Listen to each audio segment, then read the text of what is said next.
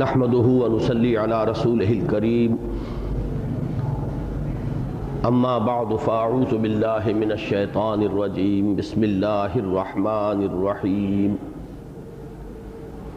لقد ارسلنا رسلنا بالبينات وانزلنا معهم الكتاب والميزان ليقوم الناس بالقسط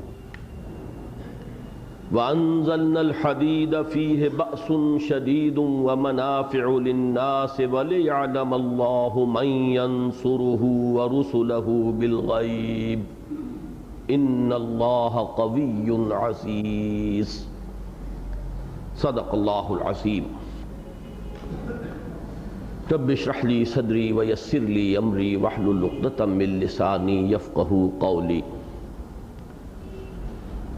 اللہم ربنا الہمنا رشدنا واعذنا من شرور انفسنا اللہم ارنا الحق حقا وارزقنا اتباعہ وارنا الباطل باطلا وارزقنا اجتنابہ اللہم وفقنا لما تحب وترضى آمین یا رب العالمین۔ اللہ تعالیٰ کے فضل و کرم سے آج ہم سورہ حدید کی 25ویں آیت کا مطالعہ کر رہے ہیں۔ سورہ حدید کے گزشتہ 7 دروس میں مختلف مواقع پر یہ بات آپ کے سامنے آ چکی ہے کہ اس آیہ مبارکہ کو میں اس عظیم سورت کا نقطہ عروج سمجھتا ہوں۔ میں اپنا یہ تاثر بھی آپ حضرات کے سامنے رکھنا چاہتا ہوں کہ میرے نزدیک یہ قرآن حکیم کی عظیم ترین آیات میں سے ہے، اور اس میں وہی مضمون ایک قاعدہ کلیہ کی حیثیت سے جمع کے صیغے میں بیان ہوا ہے جو قرآن حکیم میں 3 مقامات پر نبی اکرم صلی اللہ علیہ وسلم کے مقصد بعثت کے ضمن میں واحد کے صیغے کے ساتھ آیا ہے۔ میری مراد ہے وہ آیت مبارکہ هو الذی ارسل رسولہ بالہدی ودین الحق لیظہرہ علی الدین کلہ۔ یہ الفاظ قرآن حکیم میں 3 مقامات پر آئے ہیں بلا ایک شوشے کے فرق کے۔ سورہ توبہ میں آئے، سورہ فتح میں آئے اور سورہ صف میں آئے۔ 2 جگہوں پر آیت ختم ہوئی ہے وَلَوْ كَرِهَ الْمُشْرِكُونَ کے الفاظ سے، اور ایک مقام پر وَكَفَى بِاللَّهِ شَهِيدًا۔ تو آخری ٹکڑے میں تو کچھ تھوڑا سا فرق ہے، لیکن جو اصل حصہ ہے، بڑا حصہ ہے سورہ مبارکہ کا، اس میں ایک شوشے کا فرق نہیں ہے۔ اس آیت مبارکہ میں هو الذی ارسل رسولہ، یہ واحد کا صیغہ ہے، وہی ہے اللہ جس نے بھیجا اپنے رسول کو صلی اللہ علیہ وسلم، مراد ہے محمد الرسول اللہ صلی اللہ علیہ وسلم۔ بالہدی ودین الحق، 2 چیزیں دے کر، الہدی اور دین حق۔ کس لیے بھیجا؟ لیظہرہ علی الدین کلہ، تاکہ غالب کریں اسے پورے کے پورے دین پر، پورے نظام زندگی پر، پورے نظام اطاعت پر۔ یہ واحد کے صیغے میں ہے، یہاں وہی مضمون ہے جو جمع کے صیغے میں آیا۔ لقد ارسلنا رسلنا بالبینات وانزلنا معهم الكتاب والمیزان لیقوم الناس بالقسط وانزلنا الحدید فیہ بأس شدید ومنافع للناس ولیعلم اللہ من ینصرہ ورسلہ بالغیب ان اللہ قوی عزیز۔ ان الفاظ مبارکہ کے بارے میں نے بارہا عرض کیا ہے کہ امام الہند حضرت شاہ ولی اللہ دہلوی رحمۃ اللہ علیہ نے اسے پورے قرآن مجید کے لیے بمنزلہ عمود قرار دیا ہے، اور سیرت النبی علیہ صاحب الصلاۃ والسلام کے لیے بھی وہ ایک کلید کی حیثیت رکھتی ہے کہ وہ آیت سمجھ میں آئے گی تو حضور کی سیرت سمجھ میں آئے گی، اس لیے کہ حضور کا جو کارنامہ حیات ہے اس کا صحیح فہم اسی وقت حاصل ہو سکتا ہے جبکہ آپ کا مقصد بعثت واضح ہو۔ بھیجنے والے نے آپ کو کس مقصد سے بھیجا، جب وہ مقصد سامنے ہوگا تبھی پھر حضور کی جو اچیومنٹ ہے، آپ کا جو کارنامہ ہے، آپ اس مقصد کی کس حد تک آپ نے تکمیل فرمائی اور کس طور سے فرمائی، اور اس کے لیے مختلف مواقع پر آپ نے کیا طریقہ کار اختیار فرمایا، یہ ان ساری باتوں کا فہم جو ہے اس کا انحصار ہے اس پر کہ مقصد بعثت کو سمجھ لیا جائے۔ وہی مضمون ہے جیسا کہ میں نے عرض کیا کہ جو جمع کے صیغے میں اس آیہ مبارکہ میں آ رہا ہے۔ اس اعتبار سے یہ آیت بھی قرآن حکیم کی عظیم ترین آیات میں سے۔ ابھی تک تو میں نے عظیم ترین آیات میں سے ایک کے الفاظ استعمال کیے، ایک اور اعتبار سے میں اپنا یہ تاثر عرض کرنے پر اپنے آپ کو مجبور پاتا ہوں کہ اسلامی انقلاب کے اعتبار سے یہ قرآن حکیم کی جامع ترین اور عظیم ترین آیت ہے، بلکہ پوری دنیا کے انقلابی لٹریچر میں اس سے زیادہ جامع اور گمبھیر الفاظ کا ملنا، جس میں پورا فلسفہ انقلاب جو ہے وہ چند الفاظ کے اندر سمو دیا جائے، یہ ممکن نہیں ہے کہ کہیں اس کی کوئی نظیر مل سکے۔ یہی چند باتیں ہیں کہ جو آج مجھے اس آیت مبارکہ کے ذیل میں آپ کے سامنے واضح کرنی ہے۔ اس سورہ مبارکہ میں جو ربط کلام ہے اسے پھر ذہن میں تازہ کر لیں۔ میں نے آج مغرب کی 2 رکعتوں میں بھی اس کے اول و آخر کو جوڑنے کی کوشش کی تھی۔ شروع کی 6 آیات جیسا کہ میں بارہا عرض کر چکا ہوں، ان کی اہمیت ہے علمی، وہ معرفت خداوندی کا ایک اہم خزانہ ہے۔ عملی بات شروع ہوتی ہے آیت نمبر 7 سے، آمنوا باللہ ورسولہ وانفقوا مما جعلکم مستخلفین فیہ، ایمان لاؤ اللہ پر، یا ایمان رکھو اللہ پر اور اس کے رسول پر جیسا کہ ایمان کا حق ہے، اور کھپاؤ اور لگاؤ اور صرف کرو ان تمام چیزوں میں سے جن میں اللہ نے تمہیں اختیار عطا فرمایا ہے، خلافت عطا فرمائی ہے۔ اس کے بعد 2 آیتیں آئیں، ان دونوں چیزوں میں ذرا جھنجھوڑنے کا انداز بھی، وَمَا لَكُمْ لَا تُؤْمِنُونَ بِاللَّهِ، تمہیں کیا ہو گیا، کیوں نہیں اللہ پر اپنا ایمان پختہ رکھتے؟ اور اس کے بعد اگر کسی کو واقعتاً اس جھنجھوڑنے کے نتیجے میں احساس ہو جائے کہ کمی ہے، اس کی تلافی کی کوشش کرنی چاہیے، تو رہنمائی فرما دی کہ ایمان کا منبع اور سرچشمہ کون سا ہے، یہ ایمان کے جن سے گرا مایا کہاں سے ملے گی؟ هو الذی ينزل على عبده آیات بینات لیخرجکم من الظلمات الی النور، وہی ہے اللہ جو اپنے بندے پر نازل فرما رہا ہے یہ روشن آیات تاکہ وہ نکالے ان آیات کے ذریعے سے اللہ کے بندوں کو اندھیروں سے روشنی کی طرف۔ یہ 2 آیتوں کے اندر ایمان کی بات آئی۔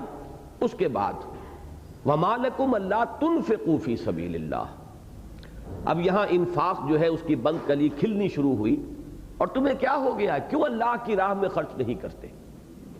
پہلا اضافہ ہوا اللہ کی راہ میں خرچ کرنا مطلوب ہے، اور دوسرا اضافہ ہوا آگے چل کر کہ ایک تو انفاق کا عام مفہوم ہے کہ جو اکثر و بیشتر ذہن میں فوراً آ جاتا ہے انفاق مال خرچ کرنا، لیکن اصل میں اس میں بذل نفس بھی شامل ہے، بذل جہد، بذل نفس، اپنی جسمانی توانائیاں، قوتیں، صلاحیتیں، اپنے اوقات، یہاں تک کہ نقد جان لے کر میدان جنگ میں حاضر ہو جانا، یہ سب بھی انفاق ہے۔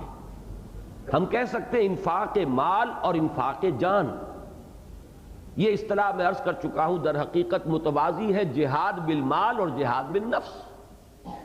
جہاد کرو مال کے ذریعے اور جان کے ذریعے، خرچ کرو جان اور مال اللہ کی راہ میں، تو کوئی فرق نہیں ہے انفاق کے لفظ میں اور جہاد کے لفظ میں۔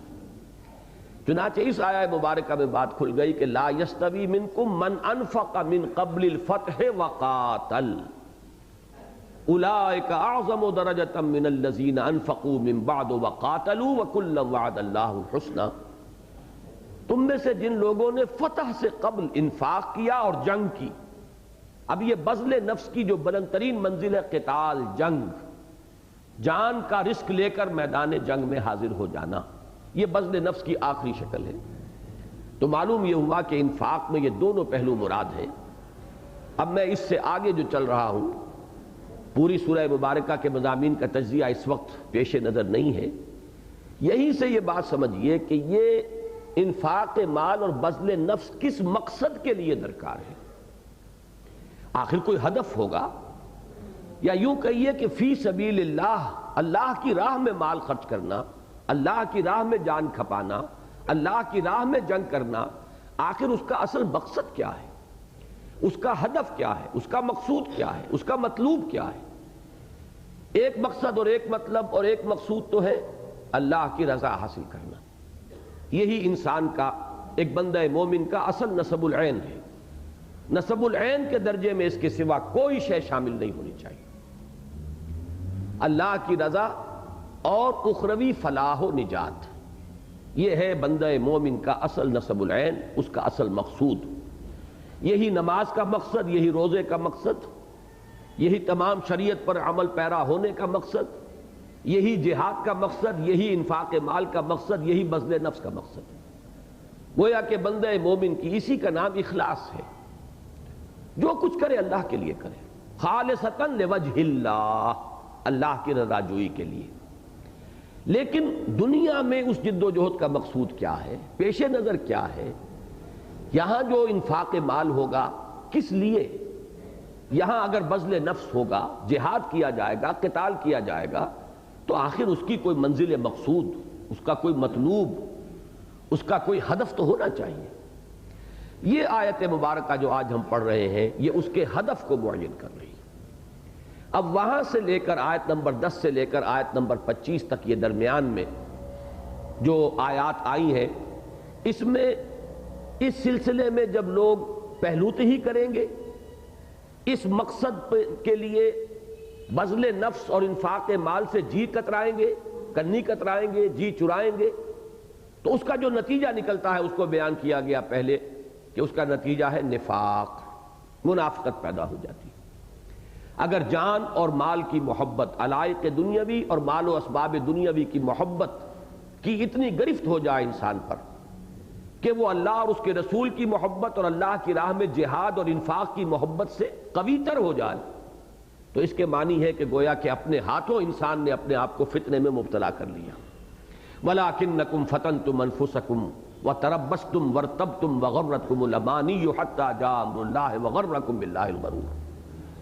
اس کا جو انجام بد ہے وہ اس سورہ مبارکہ میں دو مقامات پر بڑے عجیب انداز میں کھول کر بیان کر دیا گیا۔ ایک تو حشر کا نقشہ دکھا دیا گیا کہ اہل ایمان، صادق الایمان لوگ علیحدہ کر دیے جائیں گے، منافق پیچھے رہ جائیں گے، ٹھوکریں کھا کر گریں گے، جہنم کے اندر جا کے رہیں گے۔ اور آخر میں ان کی حسرت کے لیے یہ بھی کہا جائے گا کہ ماواکم النار ہی مولاکم وبئس المصیر۔ آج یہاں تمہارا حشر کفار کے ساتھ ہوگا، دنیا میں تم مسلمانوں کے ساتھ، اہل ایمان کے ساتھ گڈمڈ رہے تھے، لیکن آج یہ دودھ کا دودھ پانی کا پانی جدا کر دیا گیا۔ اس کے بعد جیسا کہ میں عرض کر چکا ہوں، سلوک قرآنی، یہ ساری چیزیں تو در حقیقت اس لیے بیان کی جا رہی ہیں کہ ہم ذرا اپنے باطن میں جھانکنے کے لیے آمادہ ہو جائیں، ہم غریبانوں میں جھانکیں۔ اگر ہمیں شعور ہو جائے کہ واقعتاً ایمان کمزور ہے، واقعتاً اللہ کی محبت، اللہ کے رسول کی محبت، اللہ کے لیے جہاد کی محبت کے مقابلے میں اسباب دنیاوی، مال و دولت دنیاوی، علائق دنیاوی، رشتہ داریاں اور محبتیں جو ہیں یہ غالب آ گئی ہیں، تو پھر انسان کو چونک جانا چاہیے، اپنی اصلاح پر قبر بستہ ہو جانا چاہیے۔ اس کے لیے پھر رہنمائی دی گئی ہے، اس کی طرف میں اس وقت اشارہ نہیں کروں گا۔ اس کے بعد جیسا کہ میں نے عرض کیا، اب یہ آیت آئی تاکہ سمجھ لیا جائے کہ اس انفاق مال اور بذل نفس، اس انفاق فی سبیل اللہ اور جہاد فی سبیل اللہ کی اصل غرض و غایت کیا ہے۔ فرمایا لقد ارسلنا رسلنا بالبینات، یقیناً ہم نے بھیجا اپنے رسولوں کو بینات کے ساتھ۔ بینات جمع ہے بینہ کی، بینہ مؤنث ہے، مذکر اس کا بینن یہ مذکر ہوگا۔ معنی ہے ایک ایسی شے جو بالکل واضح ہو، روشن ہو، از خود واضح ہو، کسی اضافی دلیل کی حاجت نہ ہو اس کی وضاحت کے لیے، وہ شے بین ہوتی ہے۔ یہ اس لفظ کا استعمال عام اردو بول چال میں ہوتا ہے، بین سی بات ہے، تو ہم اس لفظ کو استعمال کرتے ہیں کہ یہ بات بالکل واضح ہے، کیوں تمہاری سمجھ میں نہیں آ رہی، بالکل بین ہے۔ تو بینن یہ واحد ہے، مذکر کا صیغہ۔ اور گرامر میں یہ کیا ہے اصل میں اس کی لفظ کی اصل حقیقت کو سمجھنے کے لیے ضروری ہے، یہ در حقیقت فعیل کے وزن پر صفت مشبہ بین، دو یہ جمع ہو گئی، تشدید آ گئی بین، اور یہیں سے لفظ آپ کو معلوم ہے بنے ہیں تبیین، کسی شے کو واضح کرنا۔ قرآن مجید میں بارہا یہ لفظ آیا ہے۔ تو بین وہ شے ہے جو از خود روشن ہو، بینہ اسی کا مؤنث، بینات جمع ہے۔ سب سے زیادہ 52 مرتبہ یہ لفظ آیا ہے بینات قرآن مجید میں، اکثر و بیشتر آیات قرآنیہ کے لیے آیا ہے، آیات بینات۔ چنانچہ ابھی میں نے جو آیت پڑھ کر آپ کو سنائی اس میں بھی یہ لفظ آیا، هو الذی ينزل على عبده آیات بینات، وہی ہے اللہ جو نازل فرما رہا ہے اپنے بندے پر صلی اللہ علیہ وسلم آیات بینات، روشن آیات۔ لیکن اس بینہ کا ایک دوسرا مفہوم خاص طور پر اس آیت مبارکہ میں اکثر مفسرین نے جو سمجھا ہے، اس سے مراد لیے گئے معجزات، رسولوں کی رسالت کے ثبوت کے لیے اللہ تعالیٰ کی طرف سے جو خرق عادت چیزیں ظاہر کی گئیں، جو معجزات انہیں عطا کیے گئے۔ معجز کہتے ہیں عاجز کر دینے والی شے۔ معجزہ ایک ایسی نشانی جو اللہ تعالیٰ کی طرف سے کسی رسول کی صداقت کو ظاہر کرنے کے لیے اس طور سے سامنے آ جائے کہ انکار کرنے والے عاجز آ جائیں، انکار کرنے والوں کو اب انکار کرنا بند نہ پڑے، وہ معجزہ ہے۔ اور معجزہ کے بارے میں یہ بات میں بارہا عرض کر چکا ہوں کہ اس میں ایک چیلنج کا مفہوم ہمیشہ ہوتا ہے۔ دعوے کے ساتھ رسول آتا ہے، دعوے رسالت کے ساتھ، اور وہ دعوے کے ساتھ پیش کرتا ہے کہ میری رسالت کا یہ ثبوت ہے۔ جیسے بلا تشبیہ عرض کر رہا ہوں کہ آج کل کی حکومتوں میں سفیر جب آتا ہے تو اپنی اسناد سفارت پیش کرتا ہے کسی دوسرے ملک کے بادشاہ یا صدر کے سامنے، یہ گویا کہ ثبوت ہے کہ میں فلاں ملک کی طرف سے سفیر بن کر آیا ہوں۔ تو رسول جو اللہ کا نمائندہ بن کر آتا تھا اس لیے کہہ رہا ہوں کہ اب یہ سلسلہ ختم ہو چکا تھا قیام قیامت۔ ویسے یہ کہ عام بول چال میں ہم کہہ دیتے ہیں، ہے کا لفظ استعمال کر لیتے ہیں، لیکن اس میں بھی مغالطے کا امکان ہے، بچنا چاہیے۔ اب نبوت اور رسالت کا دروازہ بند ہو چکا۔ رسول آتے تھے اس دعوے کے ساتھ کہ ہم اللہ کے بھیجے ہوئے ہیں، فرستادہ ہیں، نمائندے ہیں، گویا کہ اس کی اس عالمی مملکت کے سفیر ہیں، اور یہ ہے ہماری اسناد۔ وہ اسناد جو ہے وہ معجزات ہیں۔ لقد ارسلنا رسلنا بالبینات، میں جب اس کا تقابل کروں گا، جب واحد کے صیغے میں یہ مضمون آیا ہے حضور صلی اللہ علیہ وسلم کے لیے، تو وہاں 3 کی بجائے 2 لفظ آئے ہیں۔ یہاں بینات، پھر کتاب، پھر میزان، 3 چیزیں آئیں۔ لقد ارسلنا رسلنا بالبینات وانزلنا معهم الکتاب والمیزان، اور ہم نے ان کے ساتھ نازل فرمائی کتاب بھی اور میزان بھی۔ گویا کہ جب یہ جمع کے صیغے میں قاعدہ کلیہ کی حیثیت سے مضمون آ رہا ہے تو 3 چیزیں علیحدہ کی گئیں، معجزات، کتاب اور میزان۔ مثلا حضرت موسیٰ علیہ السلام کو ید بیضا، عصائے موسیٰ، 2 اہم معجزات دے کر بھیجا گیا۔ پھر انہیں کتاب دی گئی جس کا نام تورات ہے، پھر انہیں بھی دین دیا گیا، نظام دیا گیا۔ تو یہ 3 چیزیں بن جاتی ہیں۔ نبی اکرم صلی اللہ علیہ وسلم کے معاملے میں یہ 3 چیزیں 2 میں ریڈیوس ہو گئیں، اس لیے کہ حضور کا سب سے بڑا معجزہ بھی یہی قرآن حکیم ہے۔ لہذا بالہدا و دین الحق، حضور کے ساتھ 2 چیزوں کا ذکر آیا کہ اللہ نے بھیجا اپنے رسول صلی اللہ علیہ وسلم کو 2 چیزیں دے کر، الہدا قرآن حکیم جو ان کا سب سے بڑا معجزہ بھی ہے اور اللہ کی آخری کتاب بھی ہے، نوع انسان را پیام آخری حامل او رحمت للعالمین۔ اور میزان کی جگہ لفظ آیا دین حق۔ اب یہاں پہ ذرا سمجھ لیجئے، کتاب در حقیقت لفظ شریعت کے لیے آتا ہے، قانون خداوندی۔ جب وہ عالمی حکومت جو ہے، کائناتی حکومت اللہ کی، وہ فرما روا ہے اس پوری کائنات کا، الملک، وہ بادشاہ ہے، بادشاہ حقیقی ہے، تو اس نے قانون بھی دیا ہے، اس نے حلال اور حرام کے احکام بھی دیے ہیں، اس نے حقوق معین کیے ہیں، اور دوسری طرف اس قانون کے نفاذ کے لیے ایک نظام عطا فرمایا ہے جس طریقے سے کہ میزان میں تلتی ہیں چیزیں، اسی طریقے سے اس نظام کے اندر تلیں گی جو چیزیں بھی جس کو ملنی ہیں، کس کا کیا حق ہے، کس سے کیا وصول کیا جانا ہے اور کس کو کیا دیا جانا ہے. یہ پورا نظام یہ ہے در حقیقت والمیزان، اور وہ میزان کے جو اللہ تعالیٰ نے نازل فرمائی. اس لفظ کے بارے میں پہلے تو لفظ کتاب کے بارے میں سمجھ لیں.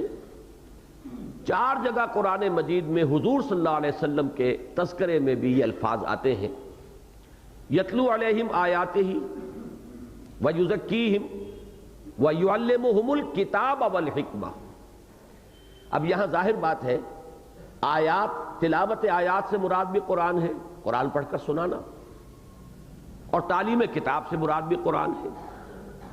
یہ 2 چیزیں تو بالکل ظاہر و باہر ہے کہ یہ الفاظ قرآن ہی کے لیے آئے. یتلو علیہم آیاتہ، نمبر 2 یزکیہم، اس کے بارے میں ایک اشتباہ ہو سکتا ہے کہ شاید یہ خارج از قرآن کوئی شے ہے. لیکن پھر تیسری چیز وَيُعَلِّمُهُمُ الْكِتَابِ، اس میں کوئی شک و شبہ نہیں ہو سکتا، اس کتاب سے مراد قرآن ہے. والحکمہ، چوتھی چیز ہے، اس کے بارے میں اشتباہ کی گنجائش ہے کہ شاید یہ کوئی شے خارج از قرآن ہے، قرآن کے علاوہ کوئی شے ہے. لیکن کم سے کم 2 چیزیں میں عرض کر چکا ہوں کہ آیات اور کتاب، ان کا مصداق تو قرآن کے سوا کوئی نہیں. اور واقعہ یہ ہے کہ ذرا گہرائی میں اتر کر غور کیا جائے. میرا ایک چھوٹا سا مضمون اس پر موجود ہے، مقصد بعثت نبوی صلی اللہ علیہ وسلم پر جو میرا کتابچہ ہے، اس میں نے اس آیت مبارکہ میں جو 4 اصطلاحات آئی ہیں اس پر گفتگو کی ہے. حکمت بھی قرآن ہی کا ایک حصہ ہے. ذالک مما اوحی الیک ربک من الحکمہ.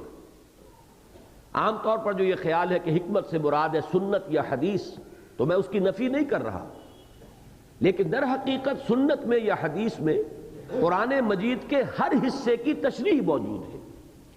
کتاب سے مراد ہے قرآن کی شریعت، حلال اور حرام کے احکام، فرائض و واجبات، اوامر و نواہی، یہ کتاب ہے. کتب علیکم، تم پر لکھ دیا گیا، تم پر لازم کر دیا گیا، تم پر فرض کر دیا گیا. آیات سے مراد ہے وہ دلائل اور براہین جن سے کہ اللہ کی ہستی کا اس بات ہوتا ہے، اللہ کی توحید کا اس بات ہوتا ہے، معاد کا اس بات ہوتا ہے، جزا و سزا کا اس بات ہوتا ہے. تو در حقیقت حکمت بھی قرآن ہی کا جز ہے، اور تزکیہ بھی قرآن ہی کے اندر موجود ہے. قد جاءتکم موعظۃ من ربکم وشفاء لما فی الصدور. شفاء لما فی الصدور بھی یہی قرآن ہے. تو معلوم یہ ہوا کہ چاروں چیزیں اس قرآن کے اندر موجود ہیں. قرآن کے 4 پہلوؤں کو ظاہر کرنے کے لیے 4 الفاظ آ گئے: آیات، کتاب، تزکیہ، حکمت. اسی طریقے سے یہاں سمجھیے کہ یہاں لفظ کتاب سے مراد ہے شریعت، قانون، حلال اور حرام کے تفاصیل. اور میزان، میزان کسے کہتے ہیں؟ مفعال کے وزن پر وزن سے یہ اس میں آلہ ہے، تولنے کا آلہ جس سے وزن کیا جائے. اب اس لفظ کا بڑی تفصیل کے ساتھ اس پر میں گفتگو کر چکا ہوں سورہ رحمان کی کے درس کے ضمن میں، اس لیے کہ یہ مدنی سورت ہے، سورہ حدید.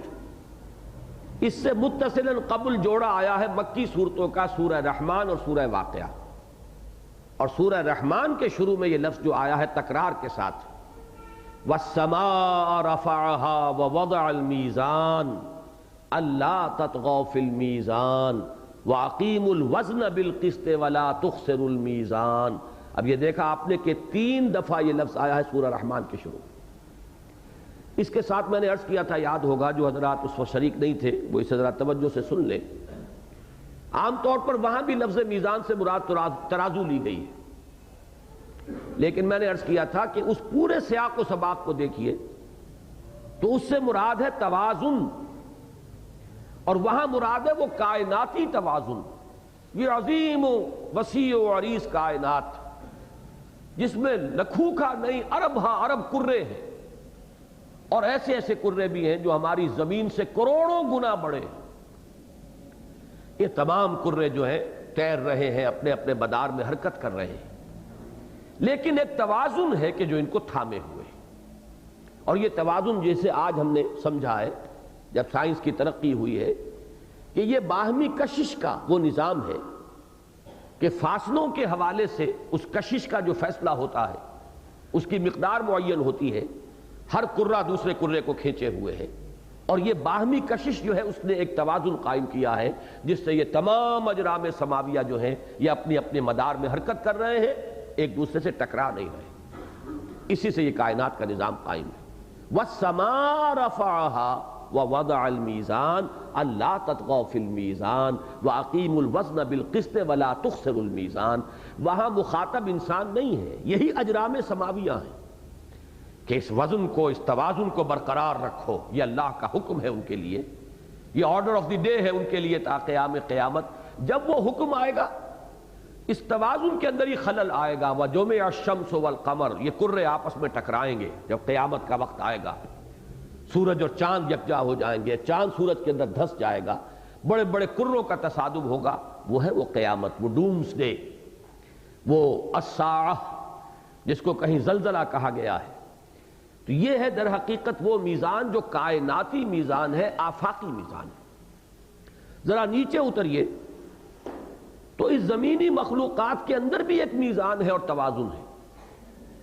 یہ مختلف انواع و اقسام کے جو یہاں پہ نباتات اور حیوانات ہیں، یا آپ پڑھیے باٹنی اور زوالوجی تو آپ کو معلوم ہوگا کہ ان میں بھی ایک بڑا ہی نازک توازن ہے جو اللہ نے قائم کیا ہوا ہے۔ ہر نوع اپنی حد میں ہے، ورنہ ایک ایک چیز کے اندر اتنی قوت نمو موجود ہے کہ اگر قدرت کی طرف سے کنٹرول نہ ہو تو ایک خاص مچھلی کے بارے میں بتایا جاتا ہے کہ اس کے اندر ریپروڈکشن کی اتنی طاقت ہے کہ اگر جو قدرتی قوتیں ہیں، قوائے فطریہ، اگر اس کو کنٹرول نہ کریں تو چند سال کے اندر اندر اتنی مچھلیاں ہو جائیں گی کہ پورے کرۂ ارضی سے کئی گنا ان کا ہجوم ہو جائے گا۔ کسی اور ذی حیات کے لیے اس کرۂ ارضی پر باقی رہنا ممکن نہیں ہے۔ تو یہ کس کا قانون ہے؟ کون اس توازن کو قائم کیے ہوئے؟ مختلف جانداروں کے مابین توازن ہے، مختلف جو ہمارے ہاں کے یہ پودے ہیں، نباتات ہیں، ان میں توازن ہے۔ یہ توازن ہے جس سے کہ یہ زمین کا پورا نظام جو ہے چل رہا ہے۔ اس سے اب آگے آئیے، اب انسانی زندگی کے اندر ایک میزان ہے، ایک توازن ہے۔ سب سے پہلے تو ایک باطنی میزان کی ضرورت ہے۔ انسان کے اندر نفس امارہ بھی ہے، ان النفس لامارۃ بالسوء، اس کا اڈ یا لیبیڈو وہ انسان کو کھینچتا ہے زمینی خواہشات کی طرف۔ اسی میں روح ملکوتی بھی ہے، وَنَفَخْتُ فِيهِ مِن رُوحِي، اس روح کا منبع جو ہے وہ تو ذات باری تعالیٰ ہے، وہ خاکی نہیں ہے، نوری الاصل ہے۔ اب ان کے درمیان توازن، عدم توازن ہی سے انسان کا پورا اخلاقی معاملہ اس کا درہم برہم ہو کر رہ جاتا ہے۔ ایک طرف اسے اس کا نفس امارہ کھینچ رہا ہے، ایک طرف اس کی روح ملکوتی کھینچ رہی ہے۔ اکثر و بیشتر تو یہ ہوتا ہے کہ وہ نفس امارہ ہی کا ہو کر رہ جاتا ہے، روح جو ہے وہ سسک سسک کر دم توڑ دیتی ہے۔ اسی لیے قرآن مجید ایسے لوگوں کے کہتا ہے اموات غیر احیاء، یہ مردہ ہیں، زندہ نہیں ہیں۔ انک لا تسمع الموتى، اے نبی آپ ان مردوں کو نہیں سنا سکتے۔ یہ ابو جہل آپ کو زندہ نظر آ رہا ہے، چلتا پھرتا نظر آ رہا ہے، اس کی بڑی بڑی آنکھیں ہیں، یہ ابو لہب ہے، بڑا دمکتا ہوا رنگ ہے اس کا، بڑا ہی سرخ و سفید رنگت والا، بڑی بڑی آنکھیں، لیکن یہ مردہ ہیں، یہ چلتے پھرتے مقبرے ہیں، ان کی روحیں کبھی کی ختم ہو چکی، وہ مدفن بن چکے ہیں، ان کے یہ جو حیوانی وجود ہے ان کی روحیں ان میں دفن ہو چکی ہیں۔ اکثر و بیشتر تو یہی ہوتا ہے۔ لیکن ایک مثال اور بھی ہے، کبھی ایسا بھی ہوتا ہے کہ روح ملکوتی انسان کو کھینچتی ہے اور اس انتہا کی طرف لے جاتی ہے کہ وہ رہبانیت کے راستے پر چل پڑتا ہے۔ یہ بھی تو اسی عدم توازن ہی کی ایک شکل ہے۔ چنانچہ اس سورہ مبارکہ میں جو حصہ ہم پڑھ چکے ہیں اس میں علماء یہود کی مثال دی گئی کہ جو اس نفس امارہ کے ہو کر رہ گئے، فیصلہ کن طور پر اسی کی طرف ان کا جھکاؤ ہو گیا، دنیا کی محبت ہی ان کے دلوں پر قابض ہو کر رہ گئی، جس کی وجہ سے فرمایا قست قلوبہم، ان کے دل سخت ہو گئے۔ لیکن اس کے آخری رکوع میں سے سورہ مبارکہ کے وہ دوسرا عدم توازن بھی آئے گا کہ حضرت مسیح علیہ السلام کے جو پیروکار تھے انہوں نے رہبانیت ایجاد کر لی، وَرَهْبَانِيَّةً ابْتَدَعُوهَا مَا كَتَبْنَاهَا عَلَيْهِمْ إِلَّا ابْتِغَاءَ رِضْوَانِ اللَّهِ فَمَا رَعَوْهَا حَقَّ رِعَایَتِهَا۔ تو عدم توازن کی یہ دونوں شکلیں، ایک شکل یہ ہے کہ انسان نفس امارہ اور دنیا ہی کا ہو کر رہ جائے، اور ایک عدم توازن یہ ہے کہ انسان اس روح ملکوتی کی طرف اتنا جھکاؤ کر لے کہ دنیا سے قطع تعلق کر لے۔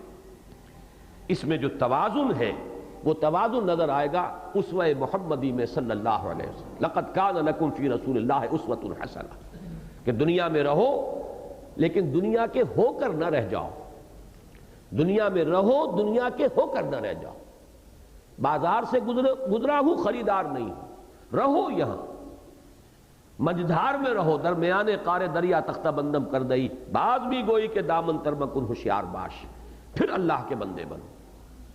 اب یہ تو ایک ہے انسان کا داخلی توازن، اس سے آگے بڑھیے، ایک توازن اب انسان کا ہے حقوق اللہ اور حقوق العباد کے مابین۔ یہ توازن بہت مشکل ہے، بڑا کٹھن ہے، اس میں بھی آپ دیکھیں گے کہ عدم توازن یا اس انتہا پر یا اس انتہا پر۔ اس میں اب سب سے زیادہ پیچیدگی جب آتی ہے وہ ہے معاملات انسانی، تمدنی معاملات، سیاسی معاملات، معاشرتی معاملات، معاشی معاملات، اس میں عدم توازن۔ یہ ہے نوع انسانی کا سب سے پیچیدہ، سب سے مشکل، اور واقعہ یہ ہے کہ انسان کی اپنی سطح پر لا ینحل عقدہ ہے، انسان حل کر ہی نہیں سکتا۔ یہ انسان کی اپنی سطح کے اعتبار سے غور کیا جائے تو لا ینحل ہے۔ اس توازن کے لیے اللہ نے شریعت نازل فرمائی ہے، حقوق کا تعین فرمایا ہے، مرد اور عورت کے درمیان کیا توازن ہونا چاہیے طے کر دیا ہے، شوہر کے حقوق و فرائض کیا ہیں، بیوی کے حقوق و فرائض کیا ہیں طے کر دیے، والدین کے حقوق و فرائض کیا ہیں، اولاد کے حقوق و فرائض کیا ہیں معین ہو گئے۔ اگر کسی کے پاس کسی ملک کی انتظامی سربراہی ہے، میں لفظ حاکم یا حکومت استعمال نہیں کر رہا، تو وہ سربراہ صاحب امر، اس کے کیا حقوق اور فرائض ہیں، اور جو مامورین ہیں ان کے کیا حقوق اور فرائض ہیں۔ جو معاملات ہیں معاشی لین دین کے، ان میں عدل اور اعتدال اور توازن کی راہ کون سی ہے، دولت کی تقسیم کا منصفانہ نظام کون سا ہے، کس سے یہاں عدل اور توازن رہے گا۔ یہ ہے در حقیقت وہ میزان جو اللہ تعالی عطا فرماتا رہا ہے وقتاً فوقتاً۔ یہ میزان ہمیشہ ایک نہیں رہی ہے، اس کو سمجھ لیجئے۔ اس کی وجہ یہ ہے کہ انسانی تمدن نے ارتقائی مراحل طے کیے ہیں۔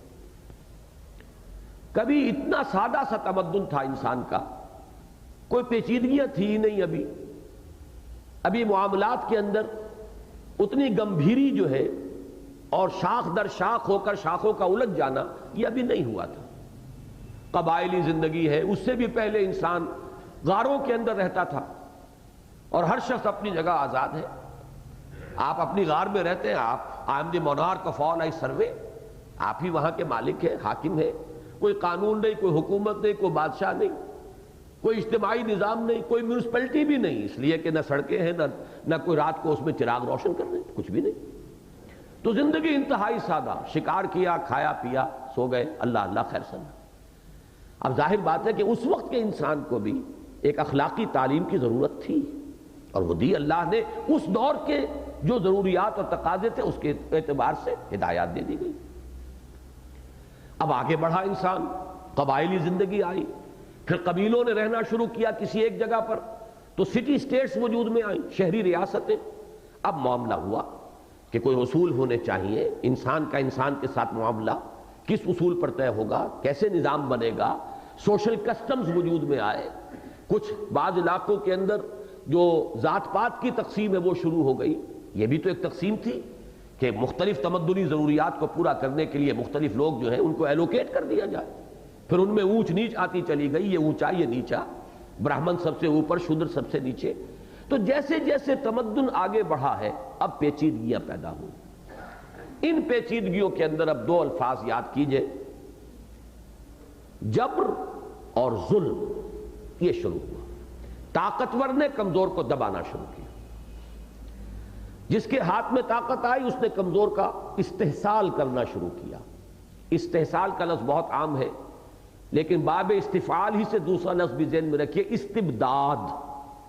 استبداد، استحصال، جبر اور ظلم، یا تو ہوگا سیاسی سطح پر انسان انسان کا حاکم بن کر بیٹھ گیا، یہ بادشاہ ہے، اس کے یہ منصبدار ہیں، یہ 30,000 منصبدار، یہ 20,000 منصبدار، یہ لارڈز ہیں، یہ بیرنز ہیں، اب یہ اپنے علاقے کے مالک ہیں، کل انسان جو اس علاقے میں بستے ہیں ان کی رعیت ہیں، چاہے وہ کھیت میں کام کر رہے ہیں، چاہے کرگھے پر بیٹھ کر وہ کوئی کپڑا بن رہے ہوں، یہ سب ان کی رعیت ہے، ان سے ٹیکس وصول کیے جائیں گے، ان کے گاڑھے پسینے کی کمائی میں سے بالجبر وصول کیا جائے گا، پھر جو کچھ ان سے ملا اس سے ایوان سجیں گے، محل بنیں گے، ٹھاٹ باٹ ہوں گے، فوجیں ہوں گی، اور پھر اس کے بعد اسی کے حوالے سے انسان کے اندر جو ہے جبر اور ظلم، اس کا ایک پورا نظام قائم ہو جائے۔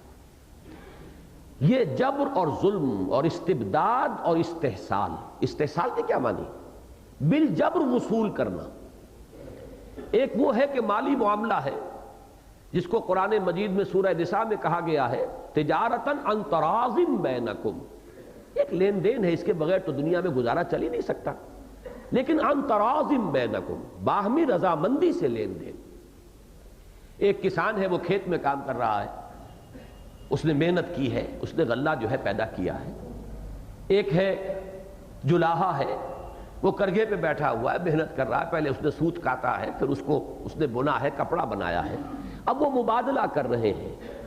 یہ اجناس کا تبادلہ ہوتا تھا، یہ سمپلسٹ فارم تھی تجارت کی۔ لیکن یہ کہ ایچ جی ویلز نے بڑا پیارا مقالہ لکھا ہے concise history of the world میں، رومن امپائر کے زمانے تک کرنسی کا وجود نہیں تھا دنیا میں، سارا مبادلہ جو ہوتا تھا وہ اشیاء کا اشیاء سے ہوتا تھا۔ جب اشیاء کا اشیاء سے مبادلہ ہوگا تو اب ارتکاز دولت کا کوئی سوال نہیں۔ آپ گندم کہاں جمع کر سکیں گے؟ 2,000 4,000 من گندم رکھ سکیں گے کہیں؟ آپ کو بیچنی ہے، اور وہ کپڑے والا جو ہے کتنا کپڑا اپنے پاس سٹاک کر لے گا۔ لیکن رومن امپائر سے شروع ہوا، اور ایچ جی ویلز نے بڑے پیارا لکھے الفاظ وہاں کہ انسان کو معلوم نہیں تھا کہ کتنی بڑی لعنت کا توق اس نے اپنے گلے میں ڈال لیا ہے، جبکہ اس نے سونے چاندی کو اب ایک بنایا کہ یہ کرنسی ہے۔ سونے کا اتنا سا ٹکڑا مساوی ہے اتنے من گندم کے، سونے کا یہ ٹکڑا مساوی ہے اتنے 100 گز کپڑے کے، سونا رکھا جا سکتا ہے۔ اب ارتکاز دولت شروع ہوئی، اب اس کے اندر مارکیٹ کے اوپر کنٹرول کرنے کی اور اس میں اپ اینڈ ڈاؤن کرنے کی صلاحیت پیدا ہو گئی۔ یہ ہے اصل میں کہ جس سے پیچیدگی در پیچیدگی پیدا ہو رہی ہے انسانی معاملات کے اندر۔ ان معاملات میں توازن، ان معاملات میں حقوق کا تعین، ان معاملات میں اعتدال اور انصاف اور عدل اور قسط قائم کرنا، میں پھر عرض کر رہا ہوں کہ انسان کے بس کا روگ نہیں ہے۔ اس کی وجہ کیا ہے؟ اس کو بھی عقلی طور پر سمجھ لیجئے۔ انسان لازماً یا مرد ہے یا عورت۔ مرد عورت کی نفسیات کے تحت نہیں سوچ سکتا کہ اس کی نفسیات کیا ہے، عورت مرد کی نفسیات کا اندازہ نہیں کر سکتی کہ اس کی نفسیات کیا ہے۔ عورت سوچے گی اپنی نفسیات کے حوالے سے سوچے گی، مرد سوچے گا اپنی نفسیات کے حوالے سے سوچے گا، نقطہ عدل کہاں سے آئے گا؟ اسی طریقے سے حاکم اپنی مصلحتوں پر نگاہ رکھتا ہے، اور حاکم کو کوئی چانکیہ یا کوئی اور جو ہے جو کتاب لکھ کر دے گا، یا پرنس نامی کتاب لکھی جائے گی کسی حاکم کو پیش کرنے کے لیے، تو اس میں تو حاکموں کی مصلحتیں سامنے رکھی جائیں گی، اس میں عوام کی مصلحتیں سامنے نہیں رکھی جائیں گی۔ اور ایک طرف افراد جو ہیں وہ اپنی مصلحتوں پر توجہ کریں گے، وہ ایک اجتماعی مصلحت جو ہے اس کو پیش نظر نہیں رکھ سکتے۔ اسی طریقے سے اگر کوئی سرمایہ دار ہے، کارخانے دار ہے، وہ اپنی مصلحت کو مد نظر رکھے گا، مزدور صرف اپنی مصلحت کو پیش نظر رکھے گا۔ اقبال نے اسی لیے کہا، بڑا پیارا شعر ہے ان کا، کہ طریقے کوہکن میں بھی وہی ہیلے ہیں پرویزی، اس لیے کہ یہ کوہکن کو بھی اگر پوری اجازت مل جائے، جو بھی اس کے جی میں آئے کرنے کی اسے اجازت مل جائے، تو وہ بھی ظلم کرے گا۔ اور ہمارے ہاں ہوتا ہے یہ چھوٹے زمیندار بیچارے جنہیں کچھ الاٹ ہو گئے تھے، مہاجرین کو کچھ رقبے، وہ جس طرح اپنے کاشتکاروں کے رحم و کرم پر ہو گئے تھے، یہ سب کو معلوم ہے۔ کاشتکار انہیں دھیلا دینے کو تیار نہیں، جو زمیندار طاقتور ہے وہ کاشتکار کا خون چوس جاتا ہے، تو معلوم ہوا کہ یہ تو دو طرفہ بات ہے۔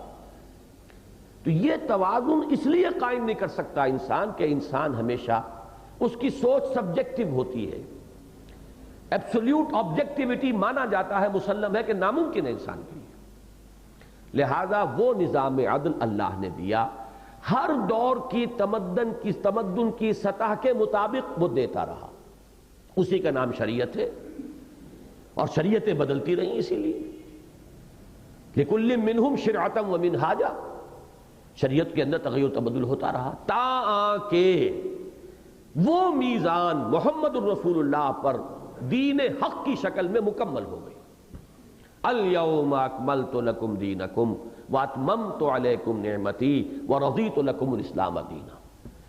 تمدن اس سطح تک پہنچ چکا تھا کہ اب انسان کو ایک ابدی ہدایت نامہ، ایک ابدی نظام عدل، نظام قسط یہ دے کر فارغ کیا جا سکتا تھا. اور ساتھ ہی دوسرا پہلو وہ بھی ہے، یہ میں نے چیزیں کسی قدر تفصیل میں لکھی ہیں. نبی اکرم صلی اللہ علیہ وسلم کا مقصد بعثت نامی میرا کتابچہ جو ہے، اس میں نے ان چیزوں پر بحث کی ہے کہ انسانی شعور بھی اتنی ترقی کر چکا تھا کہ اب اس پر یہ اعتماد کیا ہے اللہ نے کہ تمہیں ہم نے یہ اصولی ہدایت نامہ قرآن کی شکل میں دے کر اور اس کا ایک تفصیلی عملی نمونہ سنت محمدی کی صورت میں دے کر، اسوہ محمدی کی شکل میں دے کر علی صاحب الصلاۃ والسلام، اب ہم نے تمہیں آزاد چھوڑ دیا. آگے اب شعور اجتہادی کے مطابق اپنا راستہ دیکھو، آگے بڑھو. اجتہادی صلاحیت. مولانا تقی امینی ہندوستان کے ایک بڑے عالم ہیں، بڑے مصنف ہیں، انہوں نے کہا کہ ختم نبوت کے ساتھ شعور نبوت اپنے تکمیل کو پہنچ گیا. اب حضور کے بعد یہ شعور اجتہادی کا دور ہے. جیسے کہ مولانا روم نے کہا ہے، بڑا پیارا شعر ہے ان کا کہ این قدر گفتیم باقی فکر کن. اب ہم نے یہ سب کچھ تمہیں دے دیا، کتاب دے دی، سنت رسول دے دی، اب آگے فکر کرو، سوچو، غور کرو، اور جو بھی نئی صورتیں پیدا ہو جائیں تمدن کی، اس کے اندر اپنے عقل کی صلاحیتوں کو، اپنی فکری صلاحیتوں کو بروئے کار لا کر راستہ تلاش کرو. بہرحال اب آپ نوٹ کیجئے اس کو، آیت کے الفاظ پر توجہ مرتکز کیجئے. لقد ارسلنا رسلنا بالبینات وانزلنا معهم الکتاب والمیزان. اب غور طلب بات یہ سب کچھ کیوں کیا؟ اس لیے یہ اگلے الفاظ جو ہیں یہ انتہائی اہم ہے اس آیت میں. لیقوم الناس بالقسط، تاکہ لوگ عدل پر قائم ہوں. اگر وہ عدل پر قائم نہیں ہوتے تو یہ سب ایکسرسائز ان فیوٹیلٹی ہے، پھر بیکار ہے.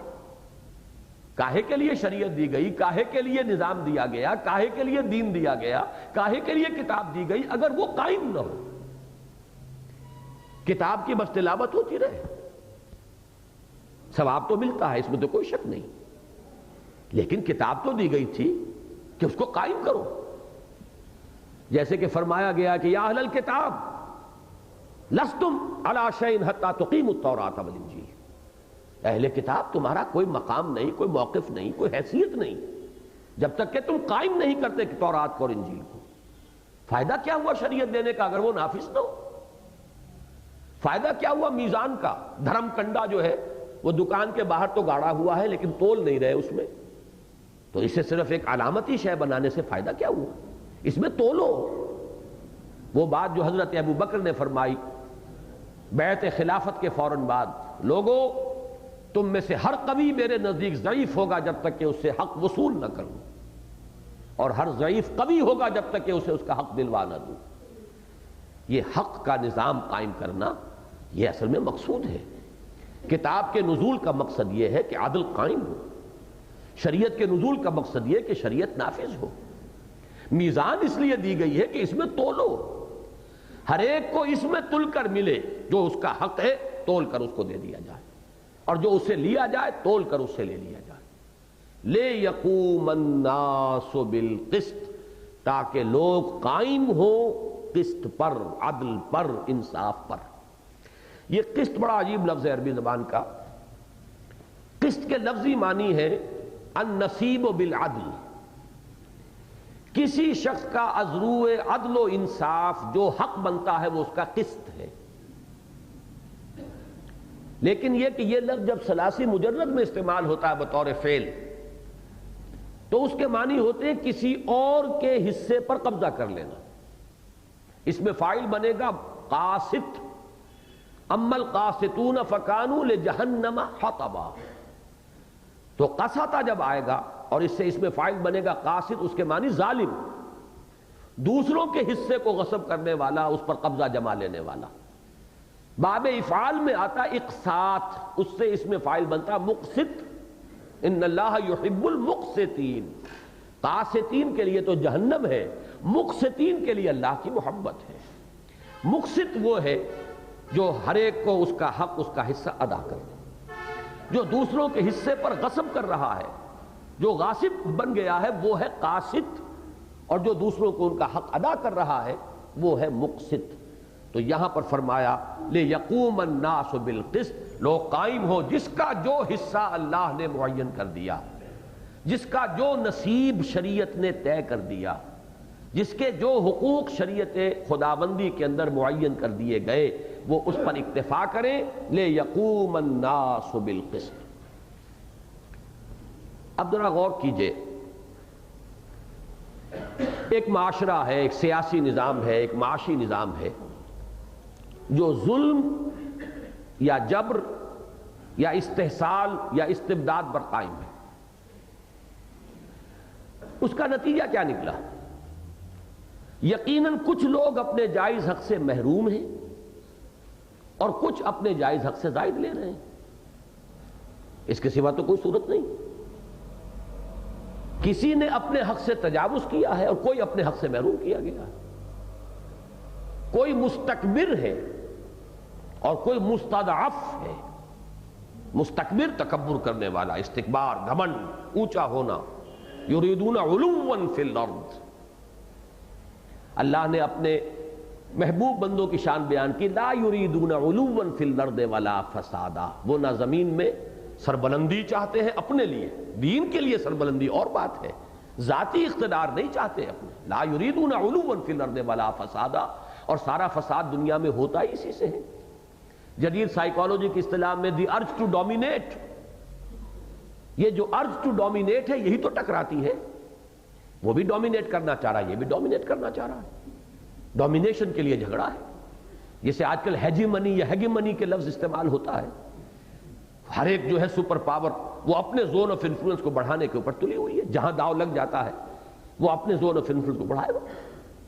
تو یہ جو ہے ارج ٹو ڈومینیٹ، اسی کا ٹکراؤ ہے. تو استکبار، اور استکبار کا نتیجہ کیا ہوگا؟ مستضعفین. کچھ لوگ وہ ہوں گے جنہیں دبا لیا جائے گا، جن کی گردنوں کے اوپر لوگ اپنی خدائی کا جوا رکھیں گے. کوئی کہے گا میں ہوں یہاں کا مختار مطلق، الیس لی ملک مصر. فرعون کے الفاظ ہیں، کیا مصر کی بادشاہی میری نہیں ہے؟ وَهَٰذِهِ الْأَنْهَارُ تَجْرِي مِن تَحْتِي. اور یہ سارا جو آبپاشی کا نظام ہے یہ میرے کنٹرول میں، جس کو چاہوں پانی دوں، جس کو چاہوں نہ دوں. وہ وہاں پر تمام وسائل و ذرائع کے اوپر منوپلی قائم کر کے، معاشی منوپلی اور سیاسی استبداد، یہی دنیا کے اندر دو شکلیں رہی ہیں. تیسری شکل معاشی طور پر کسی کو ہمیشہ کے لیے گھٹیا بنا دینا اور کسی کا بڑھیا بن کر بیٹھ جانا. جس کی بدترین صورت جو ہے وہ ہندو معاشرے میں ہے کہ برہمن پیدائشی طور پر بڑھیا ہے، اونچا ہے، اور شودر پیدائشی طور پر گھٹیا ہے. شودر اٹھ ہی نہیں سکتا. آج بھی اس سیکولرزم کے دور میں حکومت کی سطح پر وہاں کچھ کوششیں ہوتی ہیں، کچھ نہ کچھ اٹھانے کی، ایمینسیپیشن. ان کے لیے کالجوں میں سیٹیں مقرر ہو رہی ہیں تو عظیم فسادات ہوتے ہیں. ان ہریجنوں کی پوری پوری بستیاں جلا کر خاک کر دی جاتی. ان کو کہاں سے حق پہنچ گیا کہ یہ ہمارے برابر آ کر کالجوں میں بیٹھے؟ یہی وہاں پر فساد دو طرح کے ہوتے ہیں ہندوستان میں. ہائی کاسٹ ہندو، لو کاسٹ ہندو، یہ ہندوؤں کا آپس کا فساد ہے. اونچی جو نسل کے ہندو ہیں اور گھٹیا ذات کے ہندو. اور پھر ایک فساد ہوتا ہے مسلم اور ہندو فساد. یہ دونوں فساد جو ہے طول و عرض کے اندر ان کا تانا بانا ہے ہندوستان کے معاشرے میں. تو یا تو معاشرتی سطح پر ایکسپلائٹیشن ہے کہ کسی کو گھٹیا، کسی کو بڑھیا، کوئی اونچا، کوئی نیچا، کوئی اعلیٰ، کوئی ادنا، جس کی نفی کی تھی محمد الرسول اللہ صلی اللہ علیہ وسلم نے اپنے خطبہ حجۃ الوداع میں لا فضل لعربی علی عجمی ولا لعجمی علی عربی ولا لاسود علی احمر ولا لاحمر علی اسود الا بالتقوی کلکم بنو آدم وآدم من تراب۔ کسی عربی کو کسی عجمی پر کوئی فضیلت نہیں، کسی عجمی کو کسی عربی پر کوئی فضیلت نہیں، کسی گورے کو کسی کالے پر کوئی فضیلت نہیں، کسی کالے کو کسی گورے پر کوئی فضیلت نہیں سوائے تقوی کے۔ تم سب آدم کی اولاد ہو اور آدم مٹی سے بنے گا۔ ایک وہ عدل ہے معاشرتی عدل، ایک ہے معاشی عدل۔ یہ سب سے پیچیدہ مسئلہ ہے۔ اس میں اس وقت دنیا کے اندر آپ کو معلوم ہے کہ دو انتہائیں ہیں۔ ایک وہ انتہا ہے کہ جس نے معاشی اونچ نیچ کو کنٹین کیا ہے ود ان سرٹن لمٹ۔ ماننا پڑے گا کہ کمیونسٹ معاشرے کے اندر وہ اونچ نیچ اتنی نہیں ہے جتنی آپ کو مغربی معاشرے میں اور سرمایہ دارانہ معاشرے میں اونچ نیچ نظر آتی ہے۔ فرق یہاں بھی ہے، لیکن 1 اور 30 کا میکسیمم فرق یہ ہے۔ 1 اور کروڑ کا فرق جو ہے وہ آپ کو ملے گا امریکہ میں، لیکن یہاں اس کی کتنی بڑی قیمت انسان کو دینی پڑی۔ انفرادی ملکیت کا حق ساقط، آزادی ساقط، پارٹی ڈکٹیٹرشپ، بہت بڑی کاسٹ دے کر یہ کچھ کمی کی ہے کہ یہ فرق اور تفاوت جو ہے ہیوز اور ہیو ناٹس میں اتنا نہ ہو۔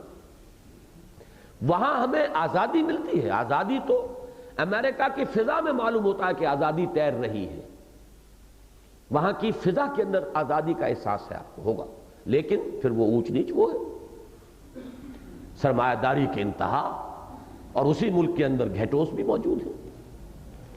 تو یہ جو دو مسئلے ہیں ان کے درمیان نقطہ عدل کہاں سے لائے گا انسان؟